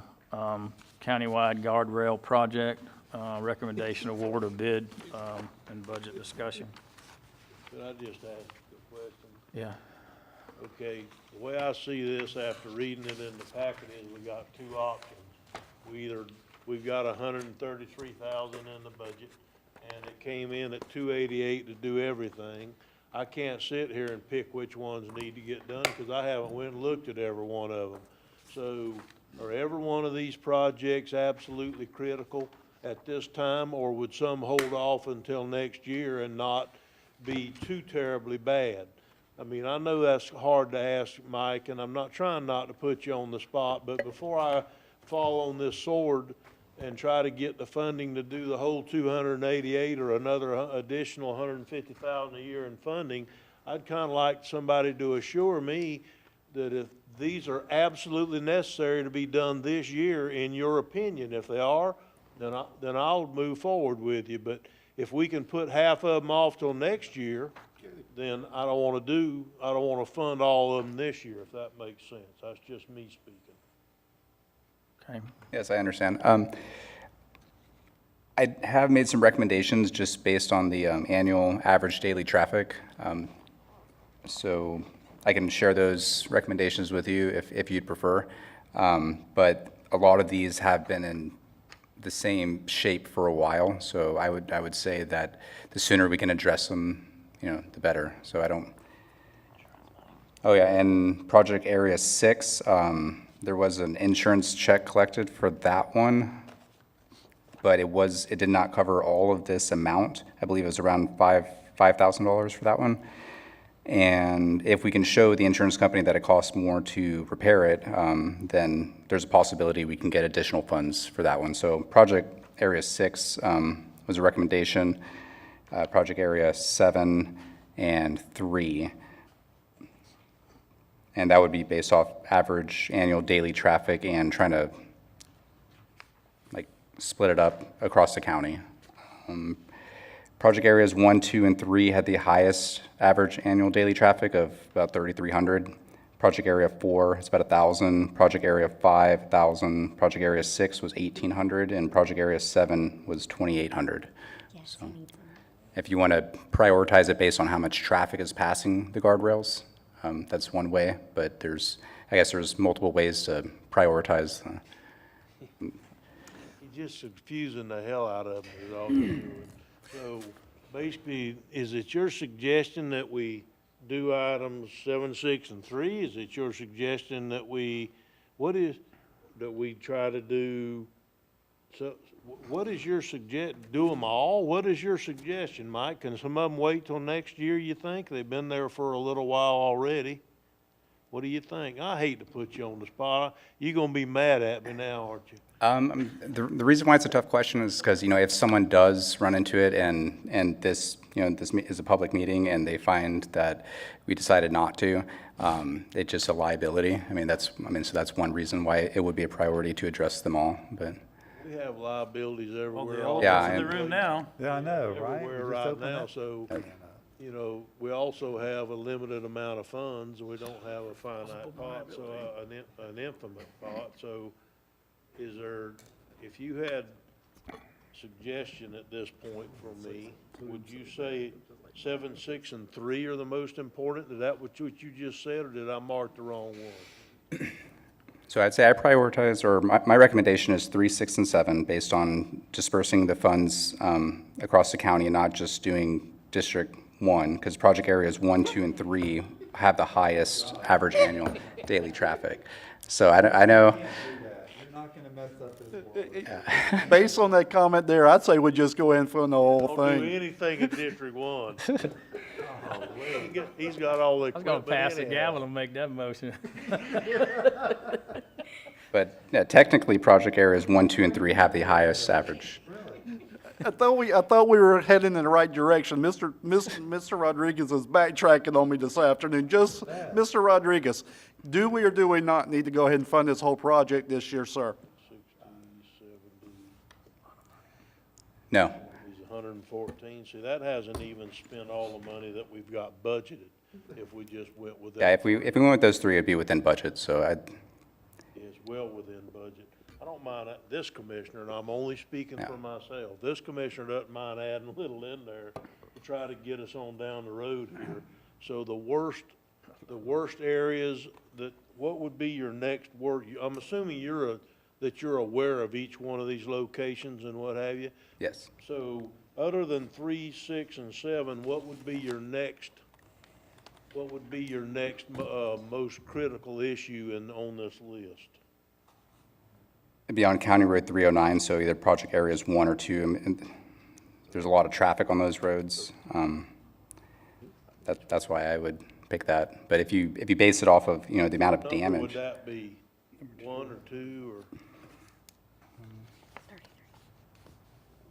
Now, on this list that we got here, you said you already gave me a 3, 6, and 7. Which one does he not have a copy of this list I got? I do. I was looking at the pictures just to refresh my memory. It was a couple months ago when I visited all those sites and took all the pictures. I would say 1 So over one would be the 2. next So one, if you were to pick 4, I would say 1, 3, 6, and 7. And that would get us a little bit. Can you add them up for me, bean counter? About 150,000 plus or minus. I'd kinda like to know exactly. 81 plus 33 is 114 plus, what was it, 33 is, you're right at 150. What? You're right at 150. So if we out, do what? You're under budget. 148,200. So we give them 160 not to exceed, cause we know some You of already this have is going 150. up, huh?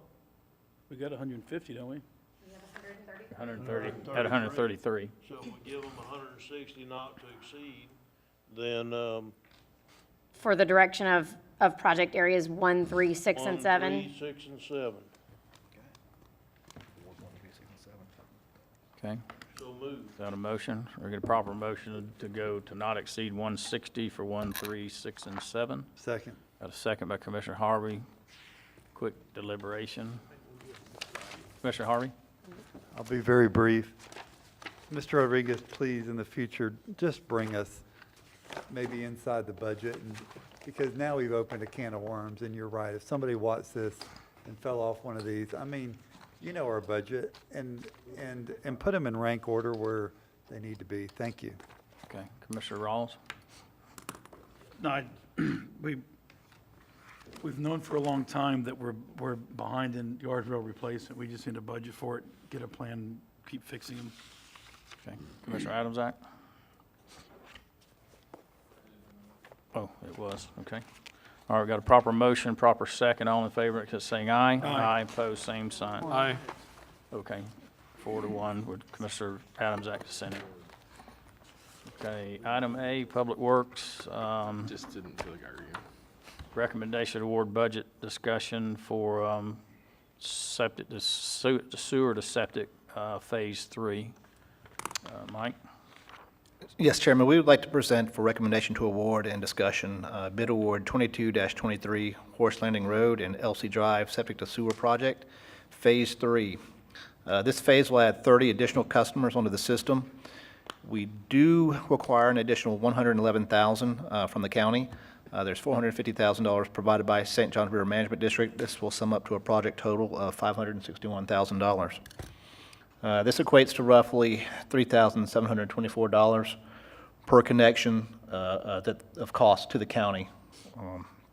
Currently, there's no water provided at this location, but it is planned in the ARPA-funded water expansion. The sewer fees are at the present $50 per month flat rate, which that sums up to roughly $600 per year. By our math, it would take roughly 6.2 years of revenue under the current billing to get back that $3,724 that the county put into it. Rates would be changed, however, to a consumption basis after the water lines are installed for these residents in that location, for those that opt for it. In this location, there are trunk lines ran, so again, these are just individual connections into those existing trunk lines. Okay, start with Commissioner Rawls. I'm just blown away by the cost at $20,000 almost, per house to connect, because in the real world it's not that. But who owns the pumps? Who owns the maintenance? Again, these are the E1 pumps that we've used in the past. We own those. Who owns the maintenance in the future? We do. So we're going on private property, put a private pump putting our pump on private property, and then the tax holders are stuck with a bill in the future, not if, but when these things fail. Well, we will get an easement to do the work and to be able to maintain the assets that we place on the property. What I'm saying is it puts the burden on the taxpayers. I can't vote for this until we get to a point where we make at least the maintenance responsibility on the back of the owners. Otherwise, you give everybody 20 grand, let them go put a brand new aerobic septic system in at that point. But this isn't a good value. We're stuck with a bill in the future. Commissioner Turner? Yeah, well, the way I see it, we got two options. We can either give water management back $450,000, and the reason this has gone up from when it was then to now is because it was bid last year, or the projections were done last year, and everything's gone up from last year. And we've said that multiple times from both ends of this dais. So, I think we do need to move forward, because we're not going to grow this system out of this without growing it. I mean, we're just not. So, to make this system sustainable, we've got to continue doing it. Well, we've got a chunk of $450,000 towards that goal from water management. Yes, it's going to cost us another $111. Do I like it? No, I certainly don't. But by the same token, I believe if we don't keep that system moving in the proper direction, that we're never, ever going to be able to make it where it's self-sustainable, which is, I think, is the goal, where nobody has to go in and support the system. Nobody else that's not on the system has to support the system. So I think we need to move forward as much as, I don't like it either, but I think we need to. Thank you. Okay, Commissioner Adams, Act. I think we all know I'll be voting no on this for many reasons, but the main thing is I don't see us ever growing the sewer system to where it's sustainable and affordable, where it covers its own costs. The only way we're going to do that is by growing the water system. The water system is where it's at as far as making it where we actually bring in revenue and break even point. It can't be done with the sewer system without expanding our sewer plant, I don't believe, without buying more property at the sewer plant. And then you're talking about $20–30 million on the backside of that. I think this is unsustainable. I wouldn't put another dime into our sewer system unless we're absolutely necessary, or unless if it's benefiting some commercial activity specifically that drives higher tax basis and other things in areas that are less developed, and that's just my opinion. You're advocating giving back the 450? I don't think we should put another dime into our sewer system unless if it really, yeah, I'm against this altogether. All right, Commissioner Harvey. Thank you, Mr. Chairman. I'm going to vote for this, but I do want to say, I always had concerns when we put these pumps on private property. But, you know, we're reducing the nitrogen level in the water bodies, the St. Johns River. It's a win-win situation, and we do have to grow our system up. We'll have to address the pumps later on down the road, I know that. But right now, we need to move this forward, so I'm ready to move forward. Okay, Commissioner Rawlinson. Just one more thing. Mike, has there ever been or is there going to be any consideration to going to gravity and just getting away from these pumps? That was initially considered. Now, what you have to understand about the nature of this funding is it's competitive based, okay? So gravity system in a very flat area with a high water table becomes very expensive very quickly. Not to mention the ground, the soil there is extremely unstable. I don't know how deep we'd have to go. If you had to, you know, obviously you have to put a lot of structures in. They have to be on solid dirt, and you'd have to have sufficient fall. You don't have any of those characteristics down there in this area.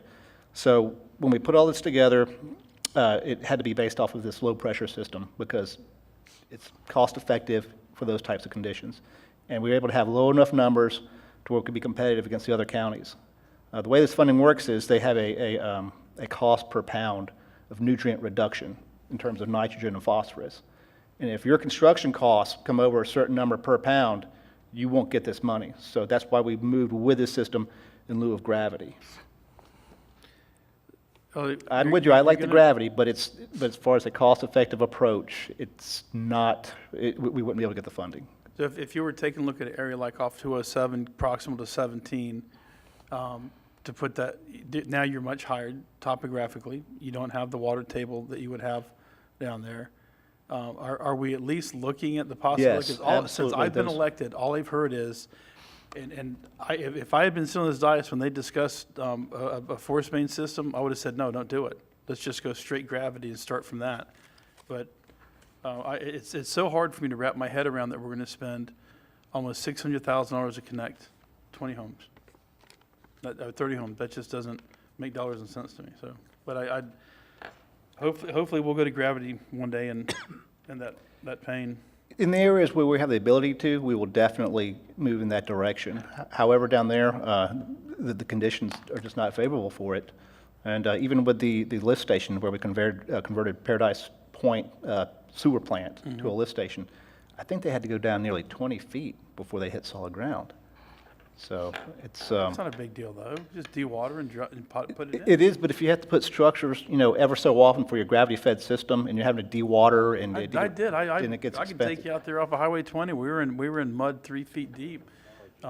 We dewatered. Okay, all right, Commissioner Adams-Act. The simple math puts the sustainability of the sewer system as our plant at like 73% capacity. Once you hit about 50% capacity, we have to look into expanding it because the two-tank system doesn't allow for maintenance and other things. If we have a failure, we need to do anything to shut down the side, especially since we have a pressurized system from all these little pumps, which doesn't allow us to shut it off at a main lift station anyway or divert stuff. So it isn't sustainable. It's not actually possible, in my opinion, to get it to where it's break even.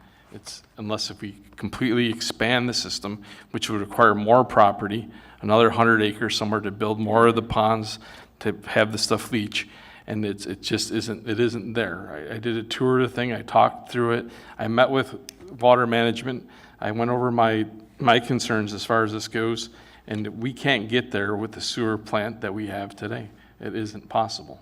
So to keep expanding on it, not strategically for specific initiatives that maybe meet a demand that would bring in more tax base, makes absolutely no sense beyond the fact that the sewer system we have only services a small part of our community, and we probably have valid septic systems there that may be just as effective as our sewer system. So you can't get there with sewer. You can get there with sewer and water if we stop adding to sewer and we expand water. It will never get to where it's sustainable. The numbers don't make sense. It doesn't add up. And that's without taking into account maintenance or anything else that we have to do with the plant. Commissioner Turner. Well, I've also taken a look at this, and I disagree with his assessment. I don't think that we ought to keep half a plant just for redundancy over the plant. I think we need to have the capacity at about 75 to 80% is what we need to do. And I've talked to him about it too, but I totally disagree.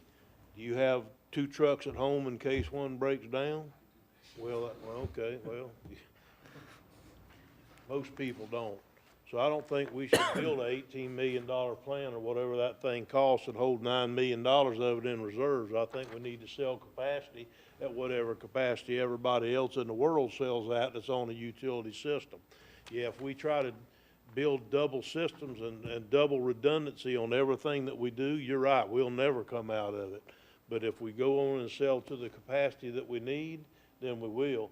Mr. Chairman, I'm as upset as anybody else on this, that it costs extra money. But when we come in and we use numbers from a year ago or 2 years ago when this grant process started, it's no surprise that it comes in higher than what the grant was a year or 2 ago. I mean, just look at the world right now. Go buy a hamburger at the store or whatever it is. It's more money. So I think we should take the water management's $450,000, and I think it's worth the $111 we got to put in to get the $450 to try to move it some more in a sustainable direction. So I move that we move this forward. Second. Proper motion by Commissioner Turner, proper second by Commissioner Harvey. Commissioner Adams, you have another comment? I'm just gonna say $18,700 some dollars per house to do this, and it's not sustainable. The reason it's not sustainable is because of the type of system we're doing, where it's always pressurized. We have no means to shut it down. We have no means, we will never be able to do the proper maintenance once we go over 50%.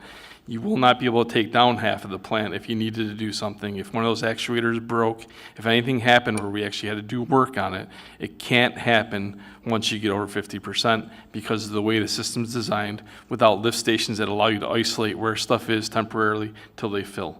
It actually isn't possible. But you can disagree with me all you want. That's the facts, as I've talked to several experts on it, and with what we have, with the way we're doing, with the individual lift stations at each house. Thank you. Okay, Commissioner Turner? Experts are like lawyers. We could line the room on both sides with yours and then the other side with mine. So I'm just telling you, because the people I've talked to say sell it at 75 to 80% and move forward with it. And it may cost $18,000 some odd per household, but it ain't costing us that amount of money. It's all taxpayer money. Okay, whatever. Water management's paying for the $450,000 of it. It's not coming out of our general fund. Does that suit you better? No. Okay, whatever. I don't really care. Okay, we got So proper, call for question. got a proper motion, a proper second. Any further discussion? Seeing none, all in favor, indicate by saying aye. Aye. Opposed, same sign. Aye. Aye. Okay, 3-2 with Commissioner Rawls and Adams dissenting. Okay, that's all of the items. We'll move down to County Administrator. Mr. Chairman, I am talked out today, sir. I bet. Okay, move down to public comments on miscellaneous items. Anybody wishing to make public comment on miscellaneous items? Miscellaneous items. Okay, Douglas?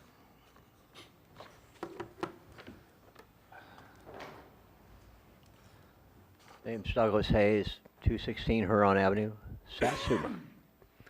I have to soiree into a new subject because you're talking about this sewer and water. It's one of the most ignorant designs I've ever seen. You're drying out the poo-poo, collecting the water, and then toting the dry matter to the landfill. No efficiency. Second thing is, Mr. Harvey had addressed the idea about nitrates. There happens to be an attachment you can put on existing septic tanks called a nitrate eater. Or you could legislate any new development to have the septic tank have the nitrate eater to eliminate the nitrates that are possibly going into water areas. Your problem with the algae blooms is not nitrates, it's phosphates. It's that same person that lives along the water that can afford to fertilize their grass. It leaches off when it rains. So you're wasting your money and you're causing the individual to lose their sovereignty. $50 a month to flush their toilet, not counting the electric bill for the kickdown pump. Now, the reason I really came here was to address a concern with animal services and your new shelter, and the idea with the prisoners are going to go and train the dogs. Well, it turns out that the state prison has a dog program. The dogs are in the cell with the prisoner. It's a fast-tracking obedience training to give them a skill level to make them adoptable, versus the prisoners going over to a facility to be one-on-one. So I would suggest that maybe we put some funding towards that program. But there is a caveat to it. They've had to put down, AKA shoot, 3 dogs already. 2 were trained to attack the guards. 1 was trained to attack people of color because the prisoner was a white supremacist. And there's rumor of dogfighting taking place. So there's your dog program with the prisoners. Thank you very much. Thank you. That's what I was.